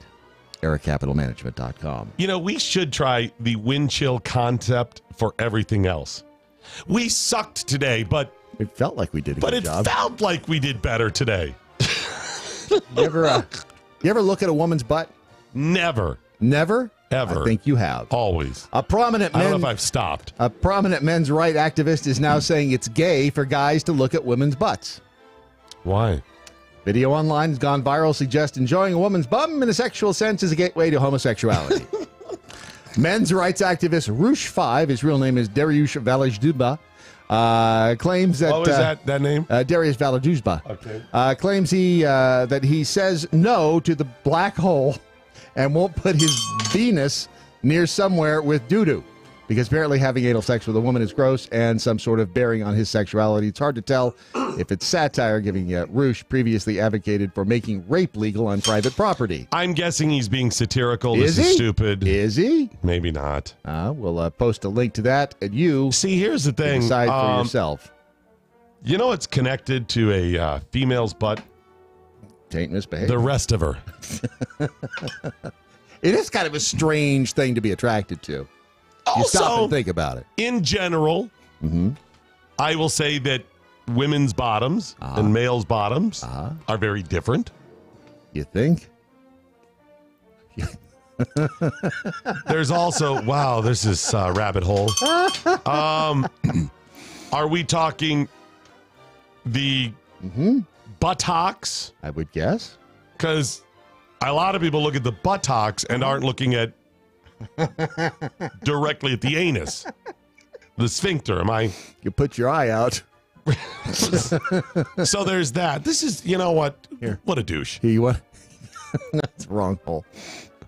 Although they now sell that too. And by the way, even if people are looking directly, that still doesn't mean you're gay. Would you like a bigger shovel? Because I just keep digging. Keep digging. I got a backhoe digging the hole. Moving on. Say it was back. Yeah, I see exactly what you did there. The trial of the century just collided with the trial of last century. This is an interesting story. Joaquin El Chapo Guzman's defense team had a forensic handwriting expert in Brooklyn federal court last week. They were dragging up the witness's great-grandfather's role in the Lindbergh kidnapping trial. So, trial of last century. They had a witness that was a handwriting expert, yes, and whose great-grandfather was a witness. A handwriting expert, apparently, on the Charles Lindbergh baby kidnapping in the early 1900s. Yes. John Paul Osborne, who sounds like he should be in a rock band, but he's a fourth-generation handwriting examiner. He took the stand for the prosecution to authenticate letters that were allegedly sent by El Chapo to his right-hand man back in 2014. And so this somehow disqualifies him because his great-grandfather was? Well, no. The defense attorney is saying that he considers handwriting examination junk science. Just like the Lindbergh trial and your Right. great... Aha! And by the way, Lizzie Borden's trial that your family had nothing to do with still is junk science. Your Honor, I would like to enter into evidence Exhibit A, the testimony from the Scopes Monkey trials. And while we're at it, if it doesn't fit, you must acquit. Seriously, enough APR coffee. You're done. I had like 7 cups this morning. Wow. A Slovakian man broke a Guinness World Record when he extinguished 62 matches on his tongue in only a minute. How many times have I said we should break that record ourselves? That doesn't seem like that many. Pavel Durek earned the record for most matchsticks extinguished with the tongue in 1 minute when he put out 62 little bitty flames with his tongue in the time allowed. He also had to light the matches, too. So, I mean, he had to, within a minute, he had to light them and let me help you out. It starts to hurt. Obviously, you're willing to be burned a little bit. Okay. You light one match, and while it's burning, what's that take? 5 seconds? Right. Okay. You light all other 62, then you let all of them burn down to about 30, 40 seconds. Right. And then all at once. Done. I think that's probably not the way that they... I don't care. I just did more. I can do 100 that way. I think it was I'll be one burned at a little bit. I walk away. Was there money involved? Well, I don't know that they earn money, but they have a Is there place, a purse? They have a place in history. Oh, well, then screw that. By the way... I'm done with places in history and fame. I just want cash. He also has another record to his name. Okay, what douchey thing is this? Putting the most socks on one foot in 30 seconds. Was it his own foot? I would hope so. How many socks? It just says most, so I don't know. Did he use one of those little stick your foot in it devices where it automatically threads it? Those are so cool. It's stupid, old guy. That is so cool. You know what? When the apocalypse hits, you know what may be the most valuable in... As opposed to money, what may be the most valuable the number commodity. one thing. MoJo Wild Rice. Yes. It was actually used as a. You had a step in between before I went right to the client, right? Yeah, I did. Yes, I did. I'm sorry, Brad. What will be most valuable? It was wild rice. Wow, and I know a company, MoJoWildRice.com. No, what a coincidence. This Folks, is there was so a weird. Slight breach of etiquette there. I jumped right to the client without playing Brad's silly game first. We like silly games. We do silly games the best. Damn, I am hopped up on you APR. Are. Enough APR. Wow. It's good though. Wow. What's the one brewing in the pot? Oh, that's those are my socks. Oh, that's the new sexual chocolate with 80% more sexual. I thought so, because I'm feeling awful amorous. It's very good. MoJoWildRice.com. Please check out all the great products at Mojo Wild Rice. It's nostalgia. It's edible memories from the North Woods of Minnesota. You've heard me talk about it over the years. Bottom line, just go to MoJoWildRice.com, and you will be so happy you did. If it's wild and it's rice, it's MoJoWildRice.com. We need them to do some sort of, what's that guy's name? Ron Phillips. Yes, sir. Sexual. I didn't call you. Oh, sorry. I'm bouncing around here. I hear my name. Enough of the Run to the bathroom. They're referencing me. We got to get them to do something for him over at MoJoWildRice.com. Right, we'll give him some rice. It's Wednesday, January 30th, 2019. 642 days until the most important election of our lifetime. That number's dwindling quickly. Christian Bale's 44 and still a dick. Carmen King is 20 years. Carmen King is 20 years old today. She does not look 20. She doesn't. She doesn't. Phil Collins is 67 and still trying to pay off his ex-wife. And FDR would be 136 years old today, but he's still dead. It's bad enough you feel the need to mention old celebrities, but dead celebrities? Dead. FDR. He was douchey, too. I'm trying to figure out who was more douchey, him or Christian Bale. And there you have it. I'm going with FDR. Your headline. Far more douchey. Free exchange of ideas. Mojo 50.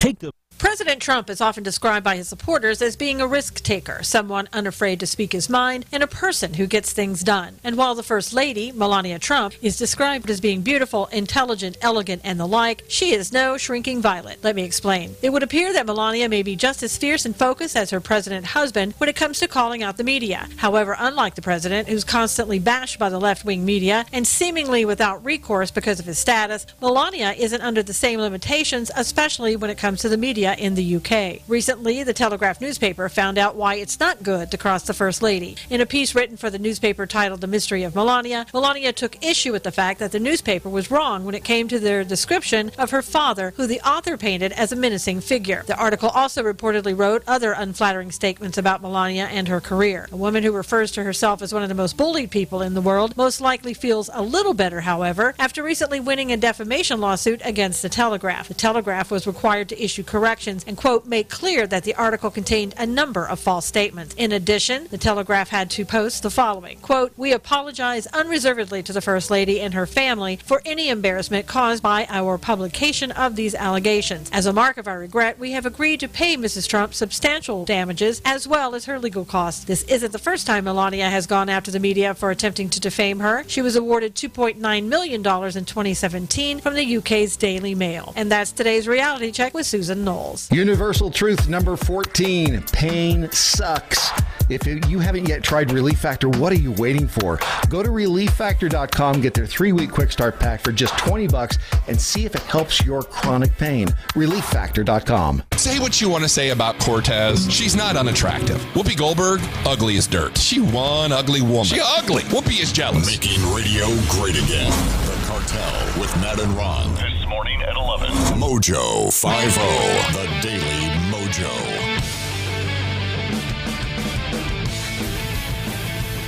Alrighty, back to the show. Should we get to some comments, or do you want to blah blah a little bit more? I'm guessing people probably learned some things that we should get. It's about education and see what people learned today. So we do that. I think it'll be good for us. Yes, they did. They did. There's some very highbrow comments here. Good. Whatchamacallit? Want to impress me? Put this out with your tongue. Okay. I think that's very highbrow. Jackhole Adams, or I guess I'm gay. Who knew? Not me. LOL. I guess he learned something big. Yeah, I'm not even a pro. And by the way, I don't care if you're gay. This is what's so stupid about it. Was that an attempt for that guy to like criticize gays because he's a nut, the homotype sexuals, or was he like pro-gay agenda, not just people choosing to have sex with similar gender, trying to see you're all gay if you like that, trying to push that. Either way, you're being a jackass. I mean, look, the bottom line I'm just saying it doesn't mean you're gay, but if it makes you feel better, the gay agenda index here, they say I'm gay, so be it. Who was it that said that to the Jackhole? Fine, you're right, I'm with him. Yeah. By the way, if you don't like ABBA, you're gay. Just saying. Just peachy. As a Capricorn, 20 degrees feels like 5 degrees to me. That's the astrological index. That's right. Now, wait a minute. Is she really a Capricorn, or was she mocking astrology? Because that's real now. Oh, of course it is. I mean, the time of the year that you were born, vastly different things are going to happen to you. Of course they are. Right. If you're... I mean, if you were born on the 18th versus the 24th, what... and someone's moon's in someone else's house. And Jupiter collides with Mars. Well, don't forget Uranus is in my house still. What are you, by the way? You're a... I'm a human. What astrological sign are you? Brad, that's the work of Satan. I don't take part in that. When was I born? No, I just want to know which one you are. I am a Taurian. A Taurian. You want to hear your horoscope for today? Of course I do, because as a Taurian, I'm incredibly arrogant and self-focused. For January 30th, 2019, today is a very good day for Taurians to follow up on anything that is pending in your life right now. So double check the many irons that are in your fire. Do you have that $20 you owe me? Are you sure you have everything under control? Of course I do. Details might escape you right now if you aren't paying extra careful attention. Feel free to ask other people to check your work. You will give them the opportunity to feel useful, and you will help yourself learn what to look out for next time. I'm helping them feel useful, not actually useful. Exactly. Okay, that was yours. That isn't the one I'm seeing. The one I see today for me says, charming the birds from the trees is more than just a pleasant way to pass the time today. Is that a euphemism? Rely on your charisma to be part of a purposeful strategy that inspires others to get off the sidelines and into the game. I think that's asking someone to check your work right there. It said the same thing. No, it's not. It is the same thing. No, this says be part of a purposeful strategy that inspires others. That's not asking to find out how I'm wrong. I didn't say to find out if you're wrong. It says check your work. It'll make them feel useful. It gets them off the sidelines. It says never underestimate the persuasive, power of a fun invitation when building a team. Trust the wisdom of Helen Keller. Wait, what? That's what it says. Alone we can do so little. Together we can do so much. That's the Yahoo one. We all know why her dog was pissed. And go ahead. No, I'm not. Come on. It's a trap. You should tell lots of Helen Keller jokes, Brad. That's good for your career. All right. Should we move on? It's probably the best idea. And sadly, I have to make the transition into what is truly a tragic story. Oh, great. Monday night, a 22-year-old woman in New York was carrying her 1-year-old baby in a stroller down a flight of stairs at a subway station. She slipped, she fell, and she was killed. Good grief. There's nothing fun about this story. It is what it is. But I bring it up because it's of note for several reasons. Number one, all right, the fact that somebody was killed. She's 22. She's just struggling to get the stroller down, the steps with her baby, and she's tragically killed. That's not good. But the reaction of New Yorkers, and she is from the area. She might be actually from Connecticut. Right. But nevertheless, she is from the area. A lot of people commute. the reactions to this story I found fascinating. What should a reaction to the story be? And that's pretty much all the details. There are a few other things, but that's pretty much it's a horrible thing. And anybody loses their life like that, it's just it's horrible, and you have to feel for her and her family. And what else? Where else do you go? The kid's an orphan, right? And the kid's going to grow up without the mom. Right. It's a bad thing, and all the way around. I mean, I don't know what else. Why did she have to take the steps? Well, was there an option? We don't know that. No, and that's the point, Brad. Okay. She had no other option. She had to take the steps. There was no elevator. All right.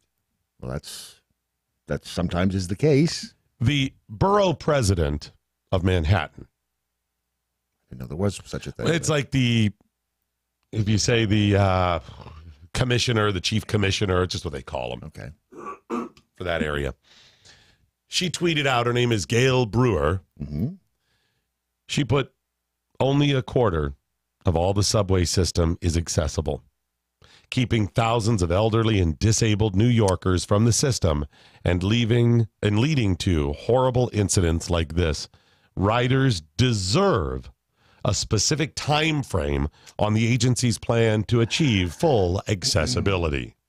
You have any problem with that? Anyone who's ever been to New York City, I cannot imagine. First of all, you wouldn't. An elevator would do no good. Why? It's too slow. You wouldn't be able to get enough people in there for it to make any sense.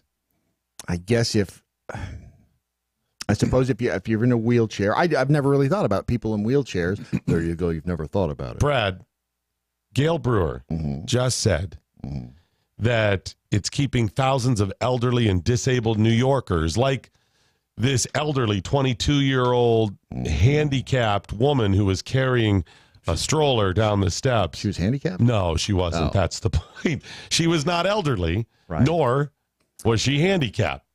She slipped. It's an accident. Yes. Accidents happen. Horrible. Yeah. Now, would it be nice to have full accessibility to help everybody? It would Absolutely. be fantastic. Absolutely. But does an elevator help everybody? No. What about the blind? What about deaf? What about? It never ends. Right. But let's say you're just talking about basic, the most common handicaps, wheelchair stuff. You cannot traverse steps. Right. Remember, she wasn't even handicapped. She just had a stroller. Is that a priority? First of all, don't they tell you not to take the stroller do. down? Yeah. Yeah. So she was breaking the rule that was put into place. I understand she didn't have much of a choice, right, yeah. but got it. Okay. I do. I understand. Is it a priority? I saw, and this is what makes it even more interesting, all of the comments to Gail Brewer. Joni Ames tweets in response, Americans with Disabilities Act prohibits discrimination in transportation. This young woman didn't have a disability, I assume, but an elevator or a ramp should be available. And that no one stopped to help her is appalling. Nobody stopped to help her? How do we know that? What, people saw her fall and they just walked? I guess, yeah. I guess it's possible, but I doubt it. Saying stairs have, somebody responded to her saying, a guy named Jeff saying, stairs for the subway have worked for, 100 years? Are the stair deaths statistically significant? Right. Because reconfiguring every single station will probably cost billions in cost, blah, blah, blah. And she put, saying that, the stairs, have worked for 100 years isn't a good reply, basically. You couldn't, first of all, a ramp, you don't have the real estate in Manhattan to put a ramp that would be effective. But saying stairs have worked for 100 years is ignorant and uncaring. I responded, it's not uncaring. No. It's called logistics and economics. Right. Like you said, there's not enough room for the ramps. And most of those stairs are steep. I'll give you that. They are. It goes, the subway is 150 years old. And it goes, the subway goes underground. Right. And this is the biggest point of all this. It would be nice But is it a priority? And the reason No. I say priority, it's not a priority saying, well, you would prioritize other stuff of caring about people. This would cost them maybe into the billions of dollars. Oh, yeah, because you'd have to buy property. You'd have to buy some people out of the property to put in a ramp or an elevator. An elevator, you can't, there's no, some of it you'd like be able to do cheaper. You couldn't bring all of it in a line. No. And not with every, but let's say it's just into the hundreds of millions. Mm-hmm. Couldn't they help other people more with hundreds of millions of dollars? Oh, absolutely. Okay. But I understand. Okay, priority. What about other things that you would want to spend money on that aren't specifically helping people, but things that would make, the city better? Long term, have a greater impact. Oh, there's plenty. Right. There's so plenty. Again, that's one of the comments. Then Amber, ready? This is what she wrote. Mm-hmm. Where were the people to help her carry the stroller? I always offer to help while the men walk on past. That's because men are assholes. Excuse me. Mm-hmm. And I asked the question. I have not gotten a response yet. Why should men help?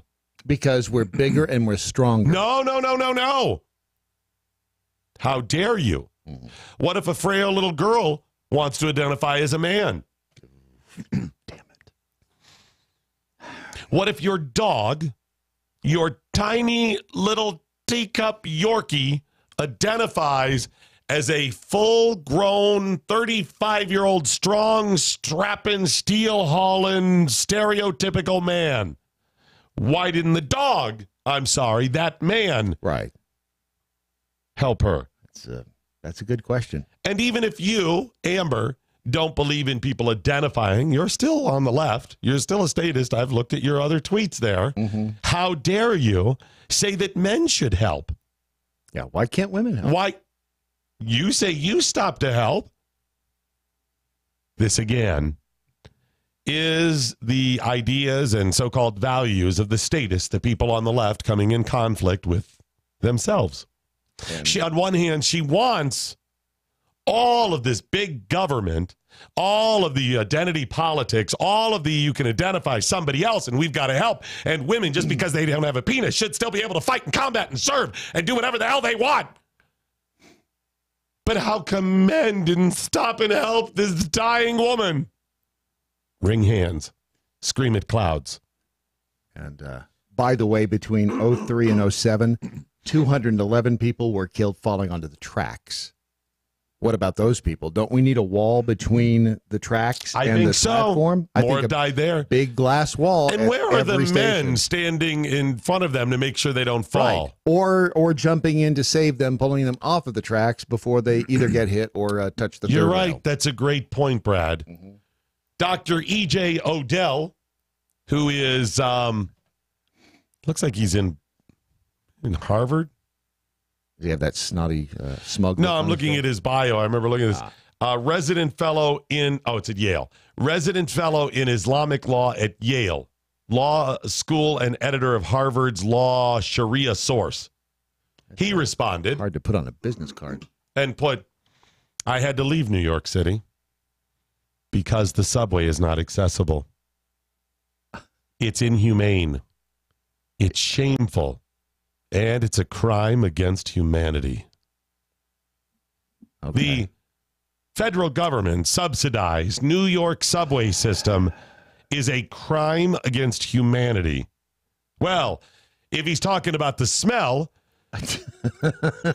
and the rats fighting other rats over a human thumb that was severed, yes, I'd say that's easy to look at a crime against humanity.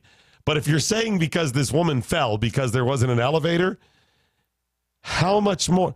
They put the subway in for the peoples. Yes. As a redistribution of wealth, isn't being able to traverse around the city a human right? That's the argument. Otherwise, you'd say, drive your own damn car, walk yourself over there, get over there yourself. No. For 150 years, or however long it's been around, the subway system has been there helping those hordes of people. And it's been subsidized by the rest of America because it gets federal tax dollars. And that is a crime against humanity? because the woman fell, because they haven't done enough. It's inhumane. Do you see how nuts these? Yes. These are the same people that outside of this are arguing quite often the exact opposite. How come men aren't helping? You can't win. Look, every no good deed goes unpunished. One of my favorite sayings. Overused and cliche, but true. And that's the problem. And again, she attacks the men for not helping because that's what's hip. Yep. You might as well throw the men into the subway. See what I did there? Attack Yuki brought up a good point. Why should a man help you with your stroller? Why don't you take care of your own stuff? Lauren responds to this story on, again, this is to the borough president. Thank you for speaking out. The tragedy should have never occurred in 2019. I haven't been able to use the subway since becoming disabled from an accident. We need functioning elevators and gap-free platform access for all New Yorkers. Gap-free platform access. And by the way, Lauren, you live in New York and others because you like that it is the progressive epicenter. Right. Okay, good. Who runs New York?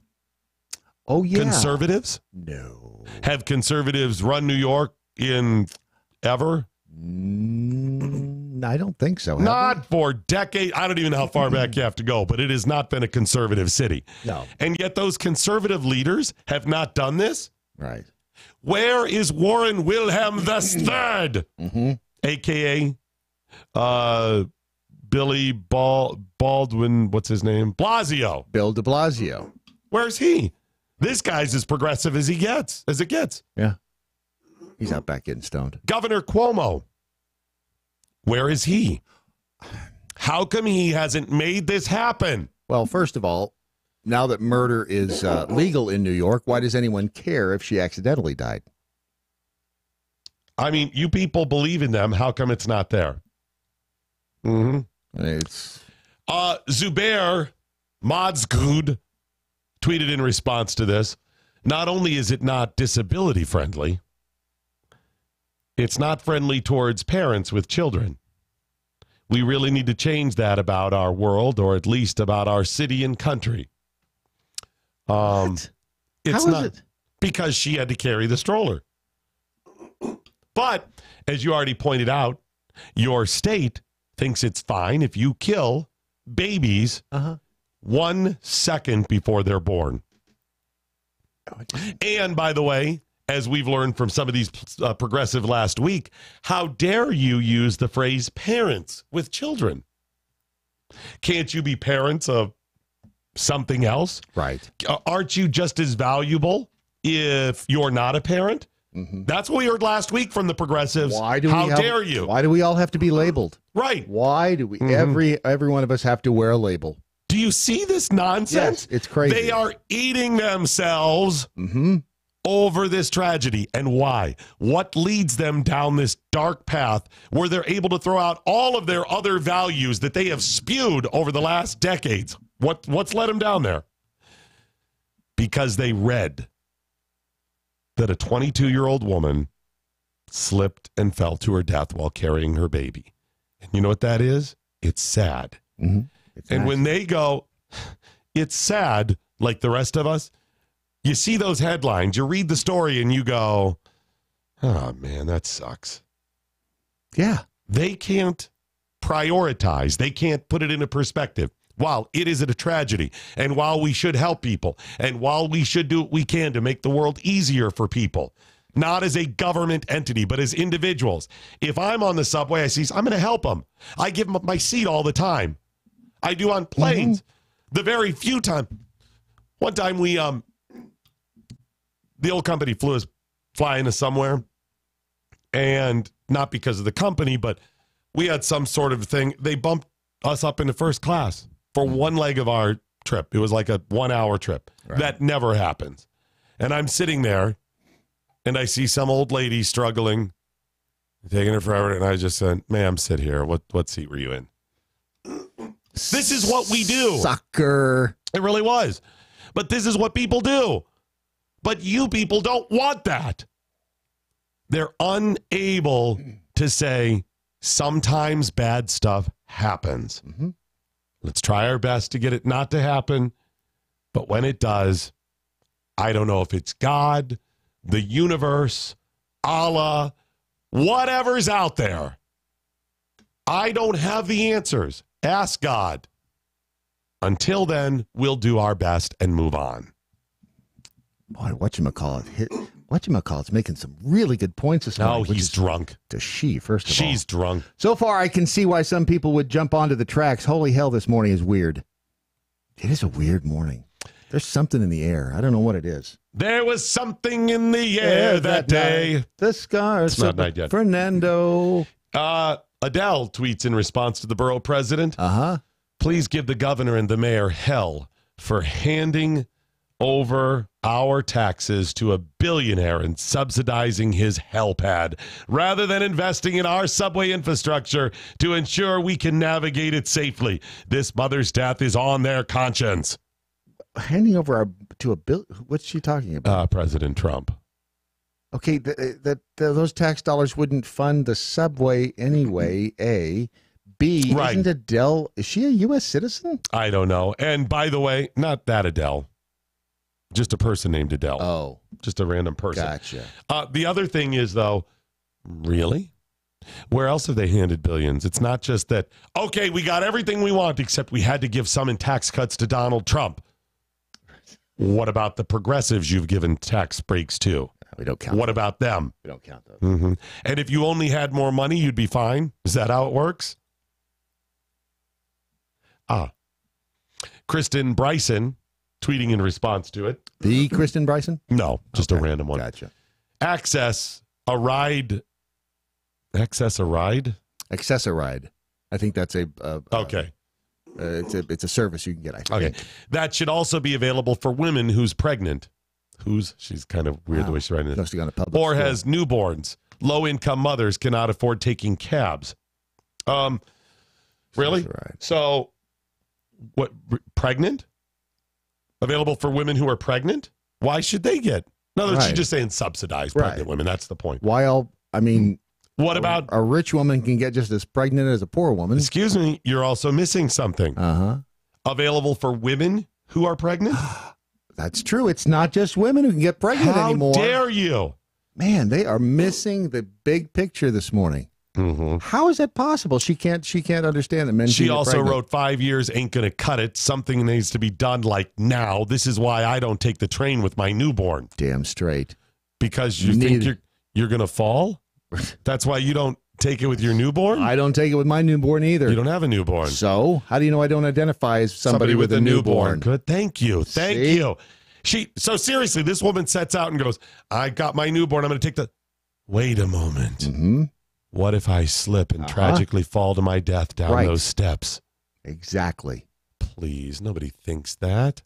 Think about it. You don't know what's in her brain. Mm-hmm. Certainly not good grammar. That's apparent. Mm-hmm. Oh, wow. It goes on and on and on.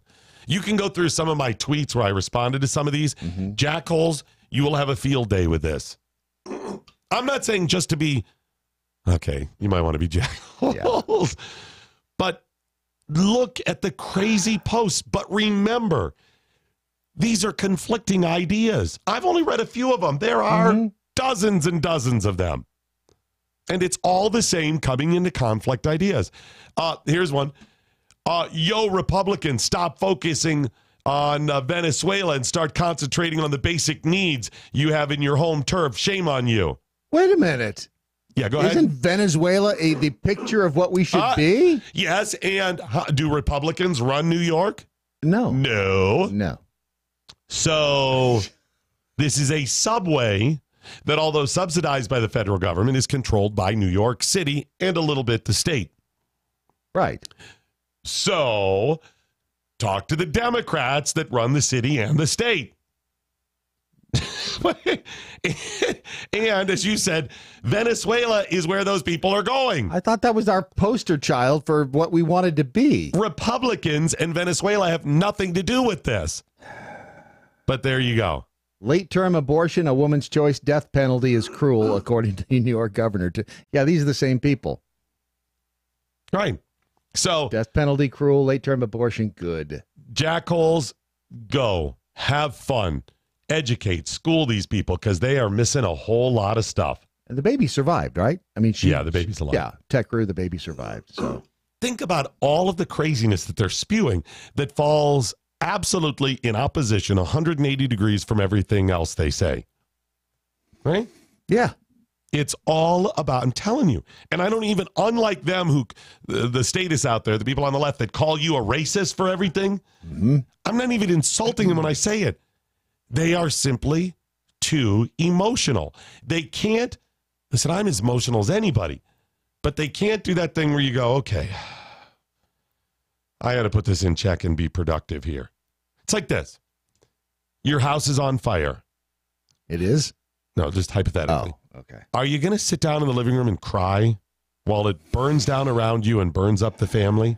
I probably shouldn't do that. No, that's not the moment to just let your emotions out. That's the moment where you grab the kids and you race out of the house. And then you sit down and cry about it if you feel so inclined. Fix it first. You know what I'm grabbing, though? I've thought about this. I'm grabbing other stuff. I'm grabbing the kids. I'm like, are you going to be somebody who runs back in for stuff?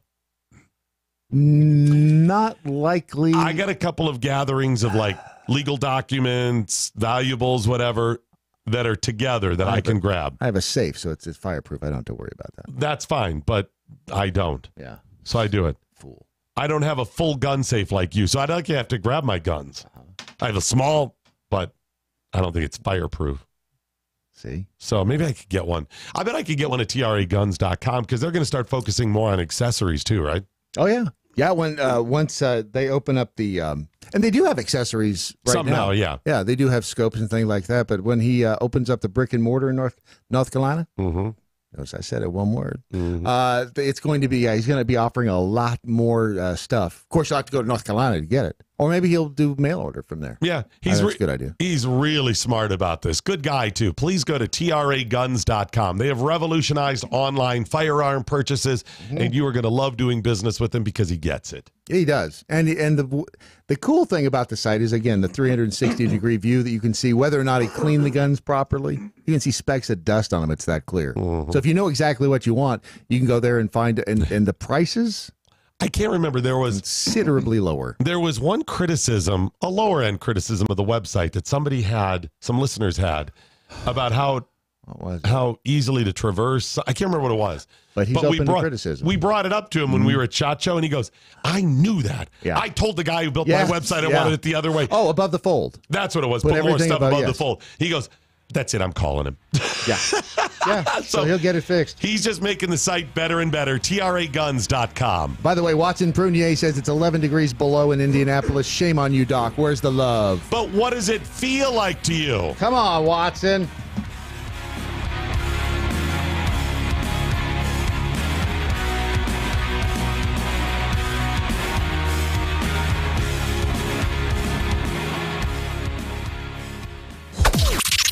This is the seditious, rabble-rousing, liberty-loving, home of fun, entertaining, and compelling talk.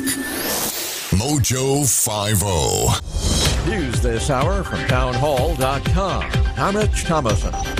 Well, if that check's in the mail, you won't be getting it today. The extreme cold prompting the post office to suspend delivery across several Midwest states. The severe weather also resulting in close to 2,000 flight delays or cancellations. Bitter Arctic temperatures are forcing widespread closures of schools and offices across the eastern Dakotas, much of Iowa, northern Illinois, northern Indiana, and Wisconsin. These are the areas where temperatures today will be, on average, between 40 and 50 degrees below normal. Meteorologist Brian Hurley is with the National Weather Service. At least 4 deaths have been tied to the weather system so far, and it's so cold, the U.S. Postal Service won't deliver mail today in parts or all of several Midwestern states. I'm Matt Small. President Trump says if they're not talking about a border wall, they're wasting their time. The president referring to congressional negotiators meeting today to negotiate a deal on border security funding. They face a February 15th deadline to produce an agreement or risk another partial government shutdown. Turning up the heat on Venezuela's besieged socialist leader. Opposition leader Juan Guaido is looking to ratchet up pressure on President Nicolas Maduro with walkouts across Venezuela, just a day after the embattled socialist administration barred Guaido from leaving the country while he's investigated for anti-government activities. Guaido wants citizens to step outside their homes and workplaces for 2 hours beginning at noon in the first mass mobilization since he declared himself the nation's rightful leader a week ago. Guaido says Venezuela is set on change. I'm Charles de Ledesma. U.S. and Chinese negotiators launching their latest round of talks aimed at settling their trade and tariffs dispute. Wall Street, Dow futures up 240 points. S&P futures 13 points higher. More on these stories at townhall.com. Hi, it's Doc Thompson for Matthew 25 Ministries. Matthew 25 Ministries is one of the few charities I'll actually endorse because I know them. I've worked with them, and I know almost all of the money that you donate goes to help people. Go to m25m.org, m25m.org. Doc Thompson, MoJo 50. Missouri cops claim that Amy Nicole Perino punched a man, then hit him with a belt when he would not orally stimulate her. He was supposed to talk dirty to her? No, he was supposed to perform a sexual act on her. Here's how it all went down. She got undressed and chased the man around the home before pushing him to the ground and sitting atop him. First question, could he hear the stereo? That's when she began to beat him up. He told the cops that when she was on top of him, he was briefly unable to breathe. Does that answer your question? Yeah, he couldn't hear the stereo, could he? She was charged with sexual abuse and domestic assault.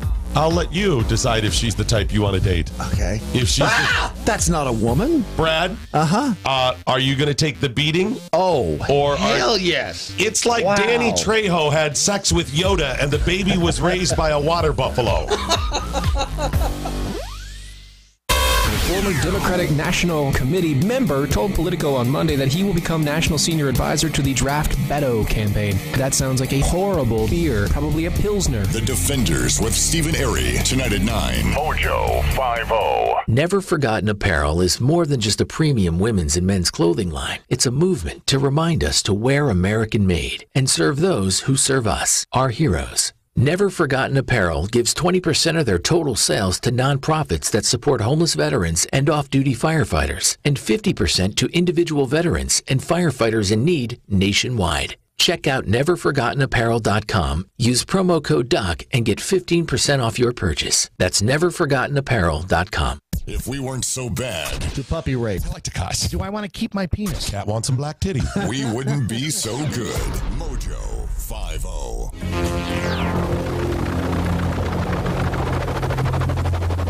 The mothership has landed. All right, lots of communiques are coming in. The last one was Watson Prunier. Yeah. Heard Monday and Friday nights here on MoJo 50. 10 o'clock. 10 o'clock p.m. at night. Is 10 o'clock p.m. at night? Usually. Then you didn't need to friggin' correct me on it. 10 o'clock p.m. up. at night. What's going on? I think it was the hookers in the blow. I told you 4 o'clock was too early to start with them, but no. You don't want to listen to me. Love the Watson Prunier. Watson over on Facebook said Obama was elected to make history and not for the right reasons. I could care less if a black man was elected president. Wait a minute. You read 2 of them from him. I read that was the first one. I think there's like a limit, isn't there? Can you read more than one from a person? Well, I haven't checked the rule unless someone changed the rule book. Oh, okay. I'm pretty sure I've checked the rule book in that. This is today. coveted airtime we're giving him. Coveted. All right, so he doesn't care if a black man was elected president. And then he also cried when Obama was inaugurated because he was a nightmare. That racist. You know, it's funny. I really appreciate that attitude, and I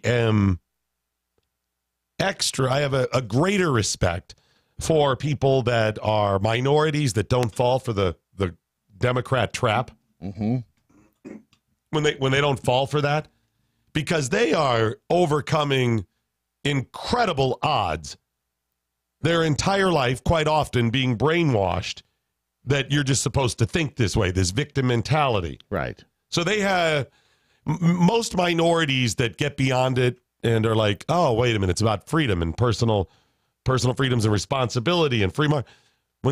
I didn't have as great a journey because my parents were like, that Jimmy Carter's an a-hole. I got a little bit of that, right? Uh-huh. So it wasn't as difficult for me. So somebody like Watson, I mean, I don't know what his background was. Maybe his parents were the same way. But most case, minorities get a steady diet of, you've got to let the government do it for you. They're here to help you. It's all about the federal government. So maybe Watson had, a different environment growing up. But it's all around. I never knew what my parents were. If anything, they never talked about politics. They never did. But what about life? Anything. It's not necessarily about politics. They never talked much at all. I never. But I mean, okay, so forget it's politics for a moment. Like, we say politics and people think that means, who's getting elected? What did Nancy Pelosi? Sometimes politics is about issues per se. Right. Per se, yeah. For se, yeah. Literally. It's figuratively, whatever. Yeah. It's about that. So your parents never said, wow, that thing that's going on in the school is wrong. No, I really just didn't talk much. What did they talk about? Not much at all. I tell you, I had a weird new guy. upbringing. It's not new guy. It's Ron. He's not okay, new. Why am I going to learn his name? He'll be gone today, and he'll be new guy tomorrow. Did your parents talk about issues? Only because they were in like city government, but not very much. I mean, your parents lived in the city off the public teat. Wow. We paid your parents' salaries. My dad was a police officer, and my stepmother, who I lived with, she was the city secretary for the little town. You can't say that word. That's the only administrative assistant. Thank you. Oh no, city office secretary. Leader. Wow. Do you have charity magnets on your cars? Yeah, actually I do. Good. I have that emblem on my license plate. So they talked about those, but would they talk about other issues like? No, I mean, growing up, I thought I was a Democrat because other family members of mine were, and that's what they told me I was. But my parents, they never talked about politics. We digested the news every second of every day. Yeah. And it wasn't just like who's president and stuff like that, or who's getting elected, or that congressman. I remember one time Dennis Eckert was our congressman, a Democrat in the area, and my mom turned to my dad and goes, "Are you going to vote for that Dennis Eckridge?" My dad said, first of all, his name is Eckert, and no. The first time I was able to vote was 1984, Reagan's second term. So we digested all of the news. I mean, the news would come on, and by digest, I mean my dad would yell at the TV and then rant. And my mom would pick up the baton and continue to rant as well. And then we would rant or whatever. And sometimes I would go, well, I feel like this. Well, that's because you don't pay taxes. That's a good point, Right. That's a hell of a point. All these kids today have freaking opinions. Right. When you're out there paying taxes and putting a roof over the head for 5 kids, you know what? They welcomed our opinion, but they're like, you don't have the proper perspective. That's right. The mantra in our house was conflict avoidance. Boy, there's a good lesson to teach your kids. Don't say anything to your father. My family would have kicked your family's ass. Yes, because ours was. Yes. We were just so bothered by everything. Yes, it was. Everything was a problem. No. Every damn thing. Everybody was out to get us. Everything's a problem. That person is in front of me purposely to be an asshole. I know it. I have no idea how I ended up believing what I believe, because it certainly wasn't from them. Because you're intelligent? No, that's not it. That's not it. That's not it. The only thing that made the balance that but everybody, standing against us was that my parents laughed a boatload. We joked and laughed, and dirty jokes and off-color jokes and racist jokes, and everything was fun. It's just really quiet at our house. No one ever said anything. Did they have friends? Nope. It's weird. I'm telling you, they didn't. They did not have friends. As a matter of fact, I remember my dad was still alive. Somebody was coming up the street. They knew where he was going to come to the house. And my dad he turned off the lights. He said, hide. Like somebody soliciting? No, I guess somebody they knew. No, I don't want to talk to him. So I turned off the lights and hide. Jan, hide. I'm telling you. Quick, get in the closet. I think they did. They would always store, when they come to visit us down in Nashville, they would always hide bread in the closet. What? Yes, they would hide. They would have food in the closet. I have no idea why. Wait a minute. They were the weirdest. Love them to death. Wait a minute. So they would visit your house and stay with you. Mm-hmm. And they would stash food in the closet of the bedroom they were staying in. Yes. Well, it was easier for them to get there when we had them chained up to the bed. You know, they couldn't run all the way. Was that just the place they stored it because they put their luggage in? No idea. Or was that so they could run in there and eat and didn't have to come down for breakfast? Good question. I don't know. And it was bread, usually just bread. No idea why. And they would only buy bread from the day-old store. Well, yeah. Because you get it for $1. Which to this day, I go and I find the softest loaf of bread on the most expensive shelf I can. Damn it, I'm buying any bread I want to. This is soft and it's expensive. I'll take 10. They were strange folk. And another piece of the Bradley J. Staggs puzzle falls into place. You just knew it all. You'd pity me. It's weird upbringing. My house wasn't quiet. 4 siblings, boatloads of animals. There was always somebody. My parents were incredibly generous about people living with us, usually vagrants that we never knew what happened to, transients that disappeared in the night. Don't go in the basement. Do not go in the basement. Strange sawing sounds, screams of pain, 3 a.m. And then we always had a lot of meat. Right. Strange, right? No, we always had cousins or somebody. Had a cousin get pregnant and got kicked out by our parents. They lived with us. I didn't do it. It was always, and it was always a ton of activity. Arguing as siblings, and then jokes, and dissecting the news.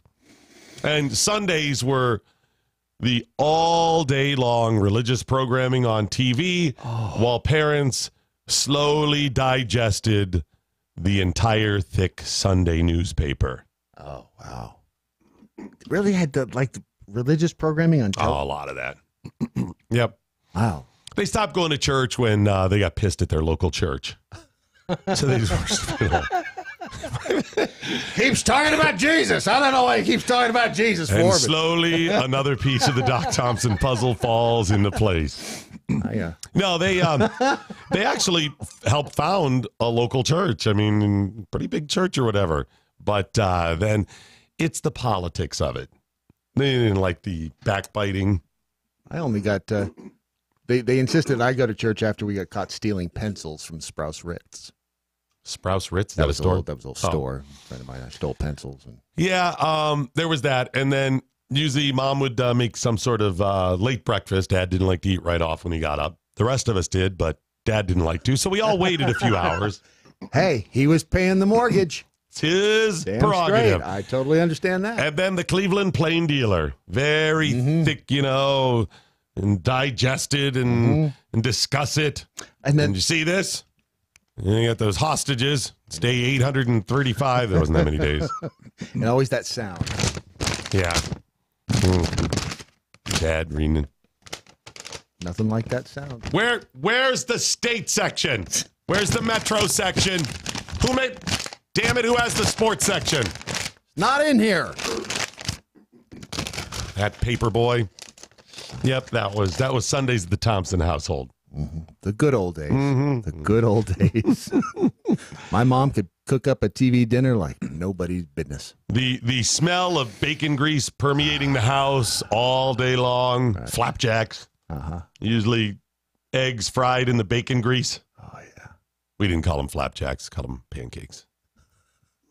It was a different time. It was. Much different time. Anyway, yeah, that was pretty much what it was like. Again, it says a lot. It explains so much more. Any other comments you want to get to? We kind of deviated there. Let's see. She better. Nope, not that one. More pieces. Nope, not that one. A lot of people, yeah. They didn't go to live in a beautiful farm like Fluffy, with all the kinds of fresh air and food. Who? I guess your parents. Pickled Squirrel said that. Your parents or mine? Could be mine. And no, by the way, my parents were not in the witness protection program. That's what it sounds like. Are you sure? They weren't. No, I'm actually not sure. Your name might be Carl Strobridge. It could be. Shh, don't tell anybody. No, my parents were not in the witness protection program. Nope, but they certainly like to move a lot. Okay, dude, you might want to go back and check those houses. See if there's any claw marks on the in the basement of the walls. It was a very strange upbringing. You might want to dig in the backyard and see if there's any like bone fragments. Kevin says your parents were used to bread and water from their time in prison. Right. It could be. Absolutely could be. So if we would have been friends back then, I would have gone home and said, hey, Brad's parents. Kind of weird. And my dad would go, because they're idiots. Nuts. Probably voted for Carter. I think they may have. Yeah. Like, my parents were not Republicans growing up. I don't think mine were either. I'm pretty sure way back, my dad belonged to the local Democratic Party. That would make sense. And then was like, there's a different time. People are morons. A lot of people commenting on the weather. Yeah, it's horrible out there. Interesting. New poll says that the majority of Americans are not willing to pay to stop climate change.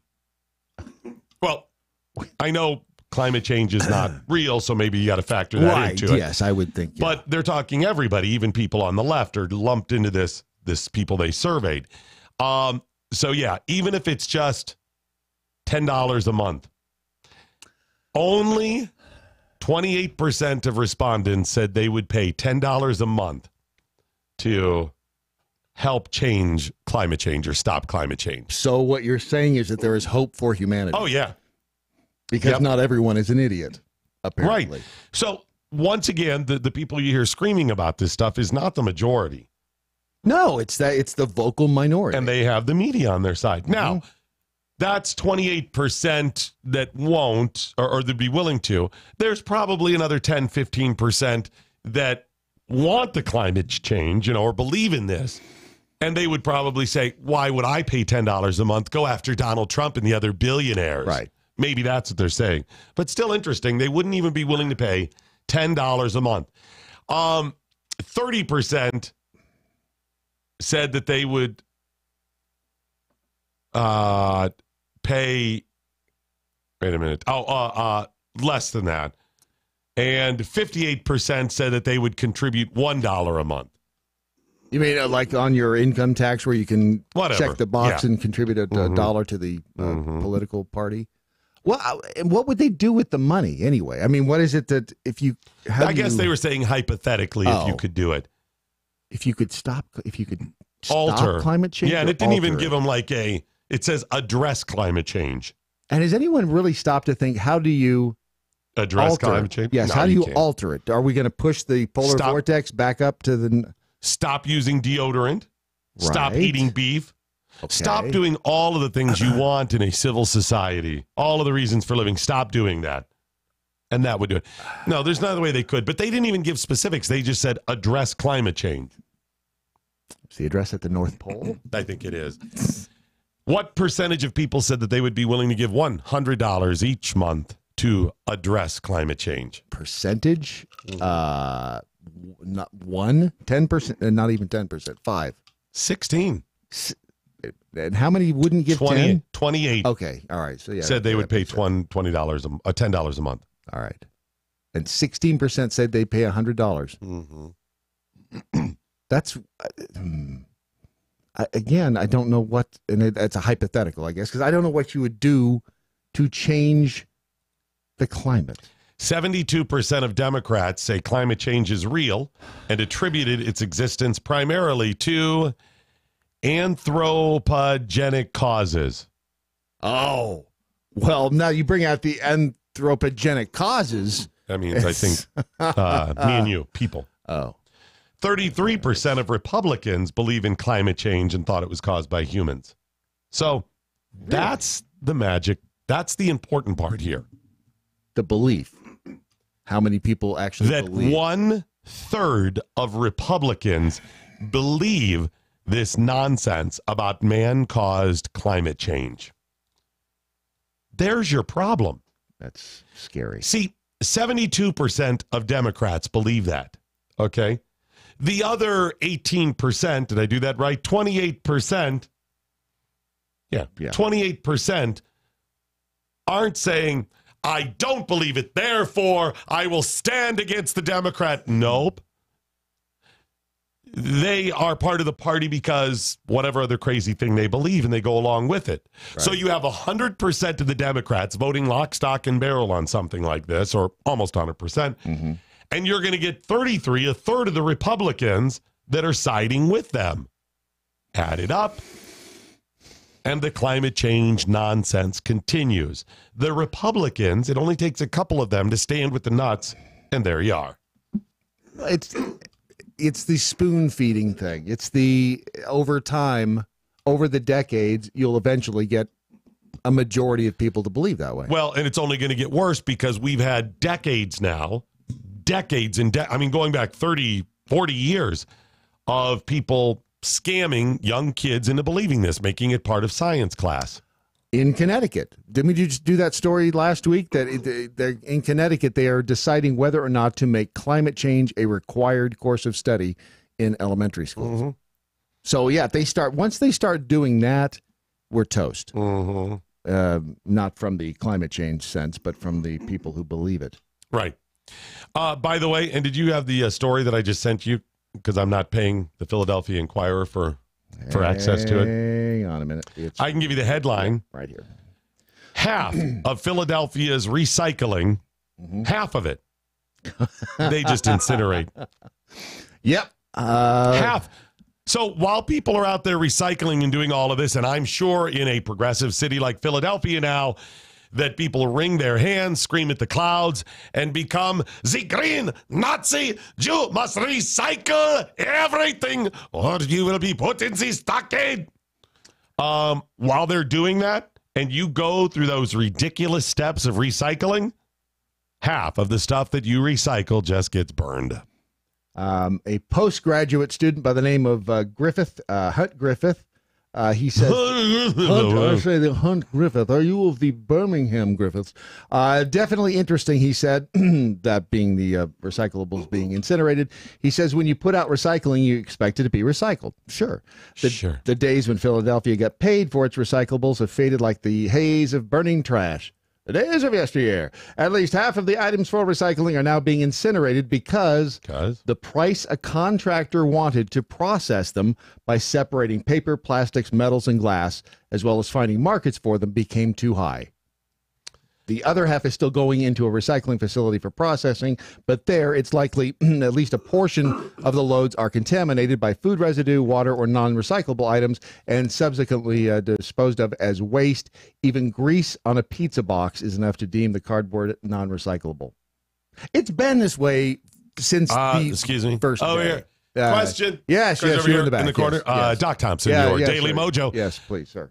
Pizza boxes that have grease are not able to be recycled. That is correct. You've never, you never looked at the inside? Follow-up question over here. Yes, Doc Thompson from your Daily MoJo, MoJo50.com. Follow-up question. Don't most pizza boxes have some grease on them? You know, that's a question we choose not to answer at this time. It'll be a press conference later. It says right on the underneath the lid of your recycle bin, do not put in, and it says such as pizza boxes. They will not take those, and yet I still put them in there. I just throw whatever in there. They hate me. Yeah. This is the way it's been pretty much since day one. It is more expensive to recycle. It is not cost effective. So here's the thing. I don't dislike recycling. No, I don't either. In fact, I come from those simple folk growing up in West Virginia and rural Ohio. Mm-hmm. We recycled because we needed to use the stuff again. Yes. What are you throwing that away for? I'll use that, put it back. Yes. Right? I do the same thing. Right. And often we never used it, but you always had it. You didn't waste. This is who we work. It's about economics. So I don't want to waste.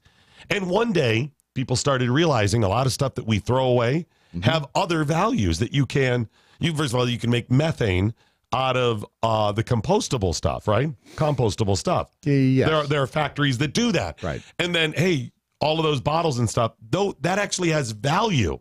Now, it's a problem if the process costs you more than the value they have. But we've realized that quite often it doesn't. That has value. So I love these recycle facilities that that you could send the stuff and we get value out of it. I think it's great. But you got to build the plant first and invest in it. And they're expensive. Why aren't bottles, why can't you turn them back in for 10 cents anymore? That's one thing. How come there aren't as many bottles? They're almost gone. That's a big question. Sure. By the way, the reason, according to city officials, the one main reason for them doing this is China has begun refusing to accept anything but pure loads of recyclables. So if you're going to dump a load on China, it has to be pure. Wait a minute here. We're China. Right. You, what are you trying to pass off your dirty garbage to us? We don't want that. We don't want dirty garbage. No. Used to get away with that crap in the past. We're changing things here in China. No, we want clean garbage. It cannot be more than 0.5% contaminated. Damn it, you know they're out there measuring too. Oh, yeah. The same country that when you have something made there, a lot of times you have to triple check it for impurities. How'd you like to be that guy? The triple checker? Triple, single? Uh-huh. The city or key of Key West, I guess that'd be the Key West Commission, has taken a step to ban a product. Uh-oh. Sunscreen. Why? Excuse me? Key West? Why would you? Okay. I can't wait to hear this reason. Why do you hate coral? Why do you hate coral? I never realized, Brad, you're such a coral hater. You can't even. There's not even a beach on Key West. Studies have shown that the chemicals in most sunscreens encourage coral bleaching. No. They should just open up a shop for that. How you doing? I'm Coral. I'm here to bleach you. Just get out your bottle of sunscreen and do a South Bend. Thought that was a big deal these days. They said it, so they're banning sunscreen with these certain chemicals. Now, that seems a little overkill. It does. But okay. Let's say you're like, Doc, you don't understand. The planet, coral, save it. All right. How you gonna do that? You gonna check everybody's bottle? What if they put the sunscreen on in the hotel and you don't see them? You're gonna have to sniff them. How'd you like to be the guy that does it? You are wearing the sunscreen. You smell like a coconut. With great mojo comes great responsibility. MoJo 50. By the Numbers with Andrew Coppins is powered by TarRiverArms.com. They've revolutionized online firearm sales with high-resolution pictures, 3D imaging, and the best prices. How much will you save? Find out at TarRiverArms.com. That's TarRiverArms.com. Earlier this month, we covered the good news for NFL television ratings throughout the 2018 season. TV ratings were up for the playoffs and the regular season, stopping the bleeding of viewers that happened in 2017. So, will Super Bowl 53 between the Rams and Patriots follow the TV and spending trends of the season in general? With none of the NFL broadcast partners paying attention to national anthem protests, at least publicly, the NFL got back some of the crowd it lost over the previous 2 years. But there's still one large hurdle to climb over, a massive decline in Super Bowl ratings. Last season's matchup between the Eagles and Patriots saw 103.4 million viewers and a rating of 43.1. The viewership number and the rating were both the lowest since 2009's matchup between the Steelers and Cardinals, in which 98.73 million viewers tuned in and a rating of 42 happened. However, last year's 43.1 rating also would have topped every Super Bowl in the first decade of the 2000s, and the viewership total was still higher than said 2009 Super Bowl as well, just to give you a bit of historical perspective. For many viewers, the Super Bowl is all about the commercials, and on average, a 30-second commercial has cost $5 million for each of the last 3 Super Bowls. With the increase in TV ratings this season, will the NFL be able to charge more, or will that have to wait until next season? Perhaps you'll be thinking of spending more yourself this season for the big game. Did you know that last season the average person spent $81.70 on Super Bowl festivities? It was the third time in the 8 years that this number's been tracked that people have spent over $80 on average. All signs point to this Super Bowl being a big one for the NFL. But can the ratings and viewership numbers get back to pre-2017 levels? That's going to be the big test of the NFL's true grip on this nation. This has been By the Numbers. I'm Andrew Coppins. You can follow me on Twitter at The Coppins Show. The Daily Mojo. Huh. All right, you got communiques you want to share? Yeah, weather too cold. Jackhole says it's a balmy 12 below in Omaha with a wind chill 27 degrees, minus 27 degrees. You know what? That's a heat wave. That is a heat wave. Holy moly, it's -1 at home. Jackhole Angry. The folks, in Ohio. Jackhole Angry Beaver says, same here, Doc. I have a great relationship with my dad. In fact, the other day he called me a dick. Yeah. It was one of the greatest days of my life when my father goes, I was doing something. It was too great to. Here's the one day. He goes, I forget what I was saying, and he goes, I can't believe I'm saying this, but you have a bigger line of bullshit than your brother. And I was like, oh my God. Thank you, Dad. Thank you. See? And I was actually doing it. He goes, that wasn't a compliment. But it has served you well. There was a, my parents had this, like, kind of, it was a motorhome they had parked at a campground this one summer that they went and hung out. It was like their summer getaway. Is that why they killed the transients? They needed a cover. I don't know. It was like their summer getaway, right? Mm-hmm. And they spent a lot of time out there this one summer. People come out picnics. And there was a guy there who was treating them like hell. Just a jackass. Mm-hmm.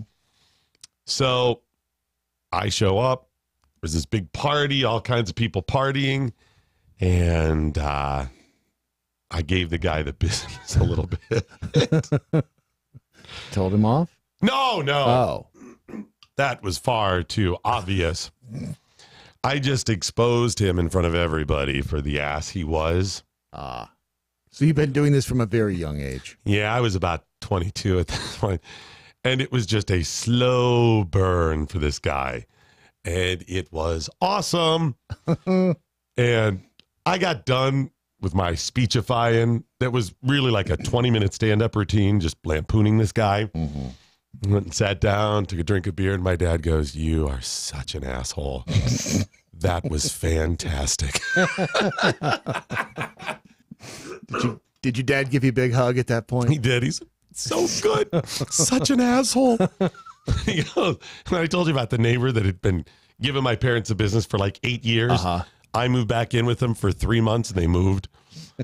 My dad goes, that guy has been treating us like hell for almost a decade. You were here 3 months and he left. And I was like, it's a gift. It's a gift. I just wish I could make money at it. By the way, Kevin, Soylent Green is not a classic film. Of course it is. What do you No, mean Soylent Green is a classic film. Yeah, Sorry. of course, yeah. He's saying it's not? No, he was saying it is, and I thought he was saying it's not, but it is. Disregard.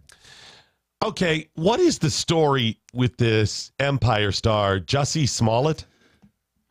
He's apparently the victim of a hate crime. Okay, so who According to is he, him. first of all? He's on a show called Empire, and he's an actor, and his name is Jussie Smollett. And he happens to be black, and he happens to be a homotype sexual. Am I understanding that properly? I guess he's gay. I don't know. I can tell you he's black from looking at him, but not that whether or not he's There's gay. no pictures of him being gay? Nope.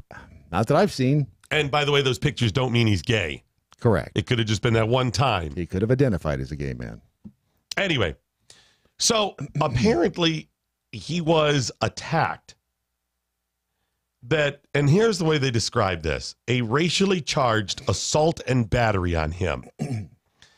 Apparently, and this comes from the police report, I believe, he was walking down the street near his residence, and this is in Chicago, when two unknown people approached and began yelling out racial and homophobic slurs at him. Yes. The offenders then began to batter him with their hands, which is always difficult because you end up with like the breadcrumbs on your hand as well. Horrible. There should be a better way to do it. Some sort of system or a machine that will batter dip. But nevertheless, they begin to batter him with their hands. Then, according to the report, they poured an unknown chemical substance on him. They also wrapped a rope around his neck before they fled the scene. He's reportedly in good condition now. This is the attack. From what I've read here, I have to call Bravo Sierra. Are you... and by the way, I have two other details that you didn't mention. And give me those, please. The an unknown chemical substance, possibly bleach. Okay. And you got to try to get the black off him. Yeah, right. Is that what they were doing? They put a rope around his neck, if it's right? an unknown chemical substance, how is it possibly bleach? And then the subjects were yelling, MAGA country. Oh, okay. During the attack.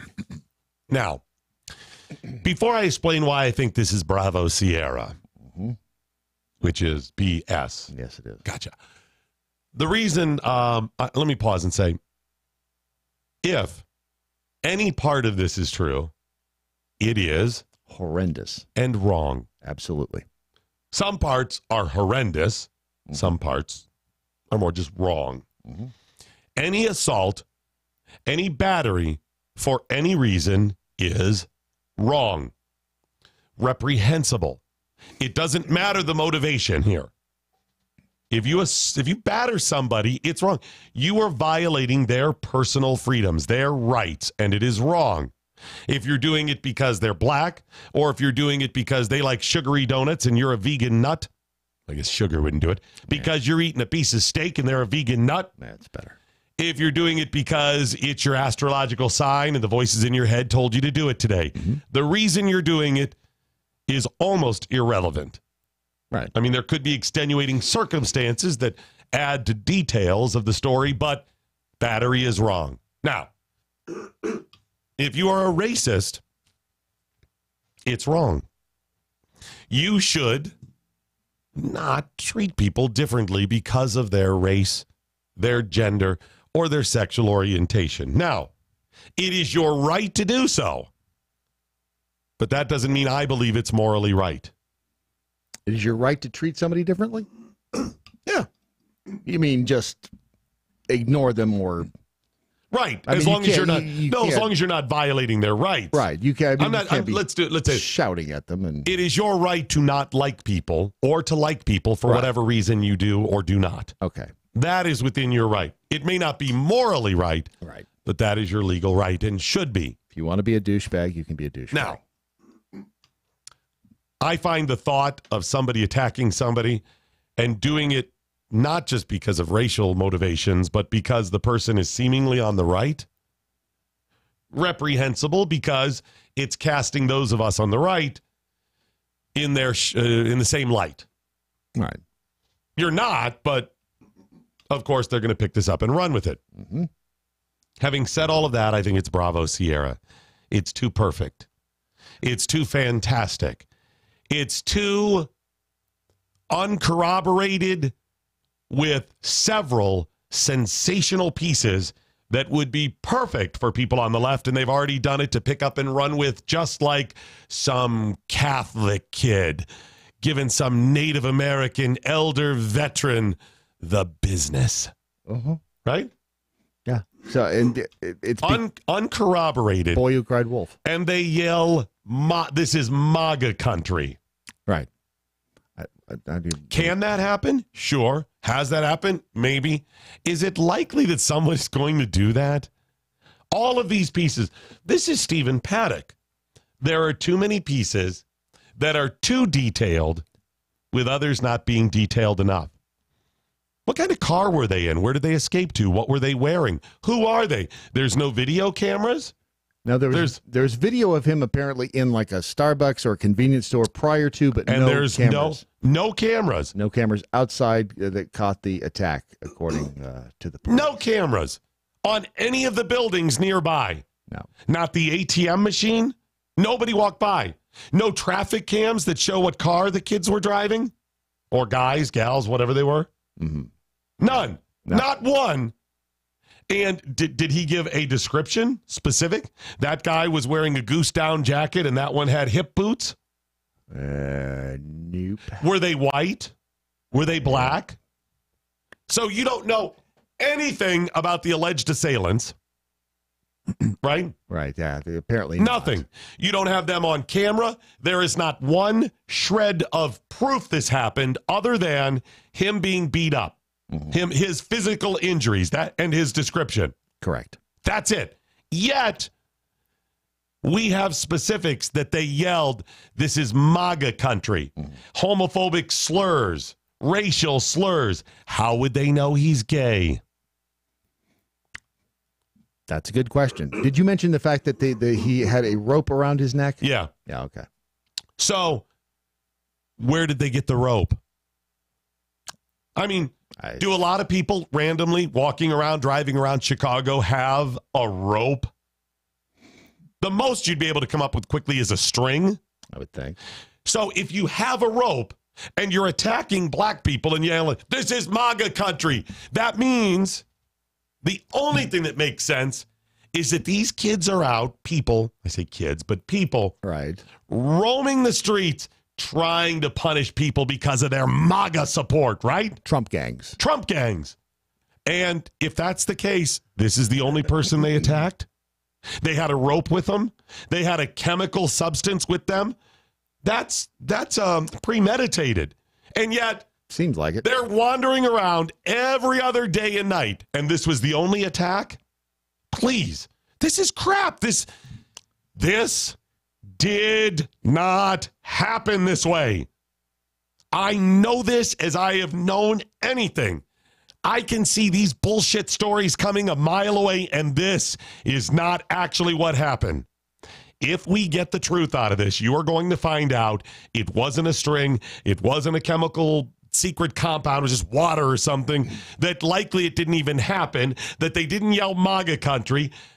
And most importantly, he wasn't randomly picked out. He got his ass kicked by somebody else and fabricated the story, I believe. Maybe there wasn't a rope around his neck. Maybe there was a chemical substance, possibly bleach. But he was sticking something where it doesn't belong, and somebody kicked his ass. That's probably what happened. I think the strangest part is that anyone would yell MAGA country in Chicago. It was kids from the white suburbs. I can't think of any place that would be less MAGA country than Chicago. It's the north side. The kids up on the Gold Coast. Uh-huh. Stop it. Well, they also said he received some letter. Some letter was sent to the Fox studio in Chicago January 22nd, contained threatening language, and was laced with a powdery substance that investigators believe was Tylenol. What does that have to do with this? Are they saying it does? That's in the story as well. So you're right. They want you to believe this is Trump gangs. Mm-hmm. That's what they're going for here. I've never even heard of this guy.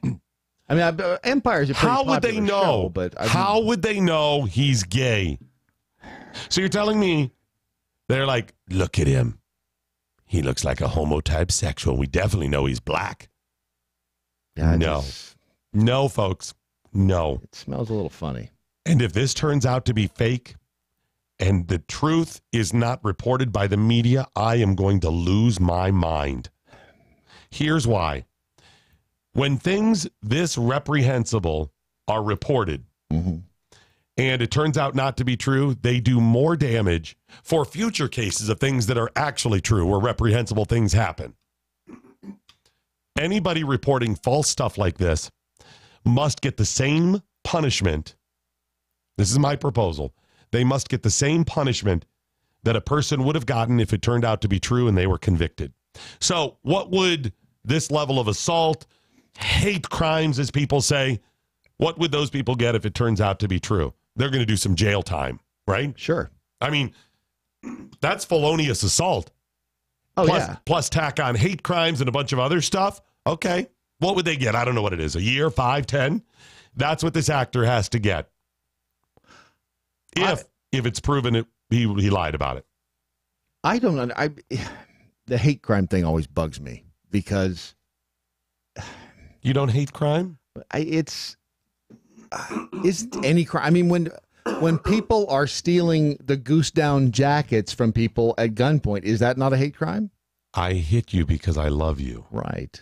You hate me because I have a goose down jacket and you don't. No, I love you and I'm teaching you a lesson. I don't want to hit you, but you make me. It's the same situation that we dealt with the Covington Catholic School and the Indian. And some websites have said this is their correction of their initial story on that, much in the same way. Editor's note, after they blasted the kids, of course. Editor's note, new information shows Phillips was not a Vietnam veteran. He was a Marine from 72 to 75. Some restrictions may apply. May cause Vietnam. chafing. Discontinue use if it lasts more than 4 hours. But it's just a disclaimer. A longer video emerged showing Phillips walking to the students after a confrontation with the black Hebrew Israelites. That was their correction on that situation. So if they do, in fact, issue any sort of a correction on this guy's attack, that's going to be along the lines of what it was, if in fact it turns out to be. If stuff like this bothers you, there's something you can do today, and that is switch your cell phone account to Patriot Mobile. They're out there fighting stuff like this. You can join thousands of Americans that use Patriot Mobile to get reliable nationwide coverage and watch your hard-earned dollars fight stupidity like this. Fight for the First and Second Amendment, border security, the sanctity of life, and fight against ridiculous claims of hate crime because they support organizations and groups that stand up to stuff like this. And all this stuff is getting worse. It's if that's possible, it's getting worse. If there's any way you can fight it. Oh, by the way, if you sign up for an account and you go to patriotmobile.com/doc, use the promo code MoJo50. We've not told people to do that. Damn it. And we get credit, so they continue to advertise. But if they go to mojo50.com, or excuse me, to patriotmobile.com/doc. Yeah, sometimes they're not doing it. They're just going to patriotmobile.com. Don't do that, people. What is wrong with you? These are ways we get credit, and they know that the advertising works, and they continue to advertise and keeps us afloat. So patriotmobile.com/doc. Use the promo code MoJo50. Just let them know that you heard about it here. Their veteran-led, Maury's a veteran. Is he? Yeah, of course. What branch? I think the Bavarian Illuminati. That's part of the military now. Really? No, he's Air Force. He was. He was Air Force, I think, but he was a fighter pilot. Were you a veteran? Are you a veteran? Don't all you fly boys stick together? I thought he was Navy, but I may be confusing him with Air Force. You can't spot one of your own? He's a fly boy. Oh my God. Trouble's happening. The gauntlet was about to be thrown. They all look alike, Veteran-led Patriot Mobile donates a portion of every bill to conservative causes like the Heritage Foundation, the NRA, the Susan B. Anthony list. Switching to Patriot Mobile is easy. Their unlimited talk and text plans start at just $20 a month. Folks, it's incredible. Just mention MoJo50 when you call 1-800-A-PATRIOT or visit them at patriotmobile.com/doc. 800-A-PATRIOT, mention doc, patriotmobile.com/doc or MoJo50. Mention ferrets. And you can, stop it. Talk and text plan for as low as $20 a month. What? Enough is enough. Join today. patriotmobile.com/doc. Otherwise, puppies and kittens everywhere will die. Okay. I have called out, I've said at times, this story seems a little fishy to me. Sometimes I've been right. Quite often I have. But the times I go big and say, I know this is crap, my track record is very, very good. About a year ago, there were the stories about the kids being assaulted. And I was like, the mom, look at this kid. He was beat up. And then they rubbed sand in his eyes. And it's like, no. Days later, truth came out. I don't know if all the truth is going to come out about this story and this Jesse M. lot. Remember the guy? What's his name? Smollett? Jesse Smollett. And I feel bad for him. Don't get me. I'm not making light of what he's gone through. Even if he had some lover kick his ass or in a bar, whatever. That's fine. I'm saying the way he has described this, the way this is being reported in the media, in my opinion, I do not believe it happened this way. And I'm telling you, if the truth is known, we will find out he has told us a lie. It's a little too perfect. Remember the guy, the black guy in the Atlanta hotel who came back and found the note, the racist note scribbled on his bed, and the doors on the college dorms. Where is that? Somewhere up north. Yep. Turns out it wasn't true. Right. University of Michigan.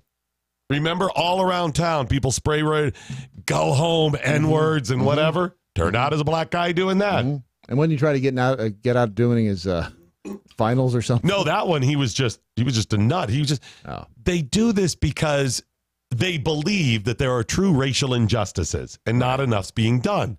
So in their little peanut-sized brain, the little fires, they go, if I go ahead and do something like this and it gets out, it'll start the conversation again about this stuff. And although it's wrong for me to do this, at least it'll serve a greater good. They do make it make sense in their heads, which is really scary. Again, paid for at mobile.com/doc, promo code MoJo50. How would he know? How would they know he's gay? If they got lucky on that, oh, he's black, we'll get him for that, and we'll just call him a faggot or whatever gay slur you throw out there, right? If that's, I'm assuming it's gay slur or something like that. Right. If you throw that out there, maybe you just throw that in. How did they know I was gay? When they didn't, they just got lucky, so to speak. Right? Or could be maybe that was why. Maybe they didn't get lucky and they were pissed. Oh, could be that Just too. saying. So the way he's describing this, the scenario that he's laying out, although not said, was he's walking down the street minding his own business. Randomly, two guys jump out of nowhere, right, with a rope and bleach. They're just carrying it around. Start yelling, hey, you N-word, whatever else they're going to say that's a racial slur, and then homophobic slurs as well. Let's pour this bleach on you, beat the snot out of you with our fist, put a rope around your neck, and then flee. Why didn't they continue? Forgot MAGA country. Oh, yeah, MAGA country. Why didn't they go ahead and kill him then? What was the rope for? To intimidate him? The other stuff wouldn't have intimidated? It wasn't enough? And why the bleach? There's too much going on. If they were truly doing this because they're carrying the bleach and rope, why didn't they attack anybody else? It's a little too pat. A little too convenient. Nope. Follows every one of the narratives. Are people buying it online? What do they think? Oh, no, of course not. Folks, I'm not saying this stuff hasn't happened. It has. It just didn't happen this time. Dan over on Facebook, it's not going to happen. There won't be any retaliation or consequences if he is lying. Because no, there will not. Look how many of these hate crimes have been proven false. The accusers just walk away. Kevin says, can anything really happen these days without it being caught on somebody's camera? Right. I mean, on something. Yeah, there are cameras, especially in a city like Chicago. There are cameras covering every Not one business there has a grainy shot of a couple of guys fleeing. Not one. Nobody. And while he's being beaten on the streets of Chicago, no other person was there to go, quick, snap a photo. Quick, get some video. Nothing. And he didn't get him on his phone. Nothing. Please, folks, this is crap. And it ticks me off. And Tanita says, remember what Nancy said on how to smear a person. She says, tell a lie and let the media talk about it. And then, and that's exactly what happens every time. Oh, by the way, he didn't. It was a follow-up interview apparently where he said they screamed MAGA country. He didn't have it in the first one. He didn't have it. According to the story, it was a subsequent interview. There it is, winner, folks, winner. By the way, Reverend Al Sharpton said that Trump has to speak out against this. Okay. Because anybody that uses MAGA, he has to speak out and condemn. Okay. Right. It's his responsibility. Right. This is insanity. Okay. This is crazy now. Got it. Got it? Yes, I do. You ready to go? I am. How about you, new guy? Ready? All right, let's just do this. What do you mean it's let's go? All right. righty, that is it, ladies and gentlemen, the end of your Daily Mojo. But before we go, as always, let's find out. We learned today. We learned this fall you should look for the new television program CSI Coral Reef. Yeah, because I see what you did. They're going to be busting people down there on the beaches. It's mayhem. What you got in the water bottle there? What you got in there? What's in it? On the ground now. Get down, dirtbag. Have you seen what this does to the fishes? We learned FDR was more douchey than Christian Bale. Wow, that's saying something. Saying a lot. We learned our show today was just meh. But with my lack of sleep index, it feels much better than it was. I feel great about it. And we also learned that I had way too much APR coffee today. Yes, way too much. I don't know what was going on. I was truly hopped up. I don't either. Bradley J. Staggs, what, if anything, did you learn today? I learned that thievery from the elderly can be a really shitty job. Let me think. See what you did there because of the story. With the thing. Yeah, with the stuff instead of the other stuff. I learned that if a woman's butt is a gateway drug, pass that Dutchie on the left-hand side. If a woman's butt is a gateway drug, I don't want to be right. Exactly. I learned nothing makes Doc hot like a good wind chill factor. I see what you did there because I was very hot. Frustrated. I learned finally the real reason the New York City subway is dangerous is its obvious sexual exploitation of women by white men. Yep. I mean, if you think about it, it's a subway. What's the subway doing? It's a long cylindrical going through it. Come on. It's very phallic. Right there in front of your face. Wait a minute, if they say things are phallic, what's the opposite of that? Must be your feet. No, that's... If something's phallic, aren't there things that are similar but across the... Dangerous money pit. Vagalic? Well, no, because phallic is not... It's a phallus. Right. You know what? We'll have to send the research team out on that one. They'll launch a probe. Alec? They will launch a probe into the matter, and they will come back with some hard facts. The long and short of it. What, if anything, did the listeners learn today? Over on the MeWe, Christopher at 3D Pixel Pro learned rationalizing insanity is kind of like pontificating sense. Let me think about that for a while. Richmond Joe learned tens of thousands of innocent children will die in New York City this year, and these people want to get upset about one woman falling down some steps. Selective outrage is rampant in the dark city. So he doesn't care about 22-year-old women. Typical. Wow. Typical. Well, she was black, by the way. He must Thanks, he must be a white guy. Misogynist. It's time we smash the patriarchy. Oh, I think by so, putting too. in elevators. Absolutely. I'm with you 110%. Over on the Twitter feed, Mojo Jedi learned I pay for climate change every day. It's called my electric bill. That's true. Change the climate right in here. Saddle Tramp learned, please, we all know Doc Thompson would run back into a burning building for a decent pizza. Not a hot and ready necessarily. No. Let's see. Pink Floyd learned, Dear Doc Thompson, there is a distinct difference between jackholes and jazz holes. Is there? Why do we have to label everything? Ow, that hurt. Don't do that. It'll feel better when it stops hurting. The pickled squirrel learned maybe it's just too damn expensive to live in New York City to begin with. Yes, well, it is. there's that. Yes, it is. If you want to, eat and everything else. And Taint Coral Bleaching Sleeve learned, I doubt if Helen Keller ever saw the day where people would ever make jokes about her. I bet she thought that would be unheard of. You know what? That seems inappropriate, and that's what I'm hearing online, too. That's what I'm hearing. There you go.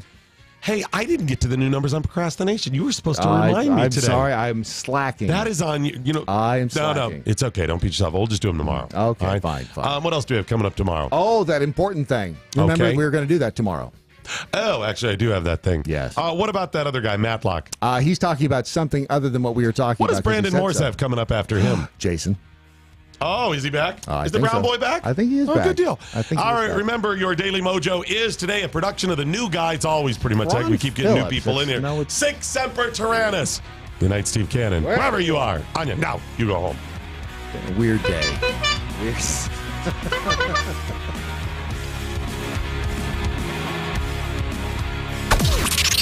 This is the seditious, rabble-rousing, liberty-loving, home of fun, entertaining, and compelling talk. MoJo 50. News this hour from townhall.com. I'm Rich Thomason. Illinois, Michigan, and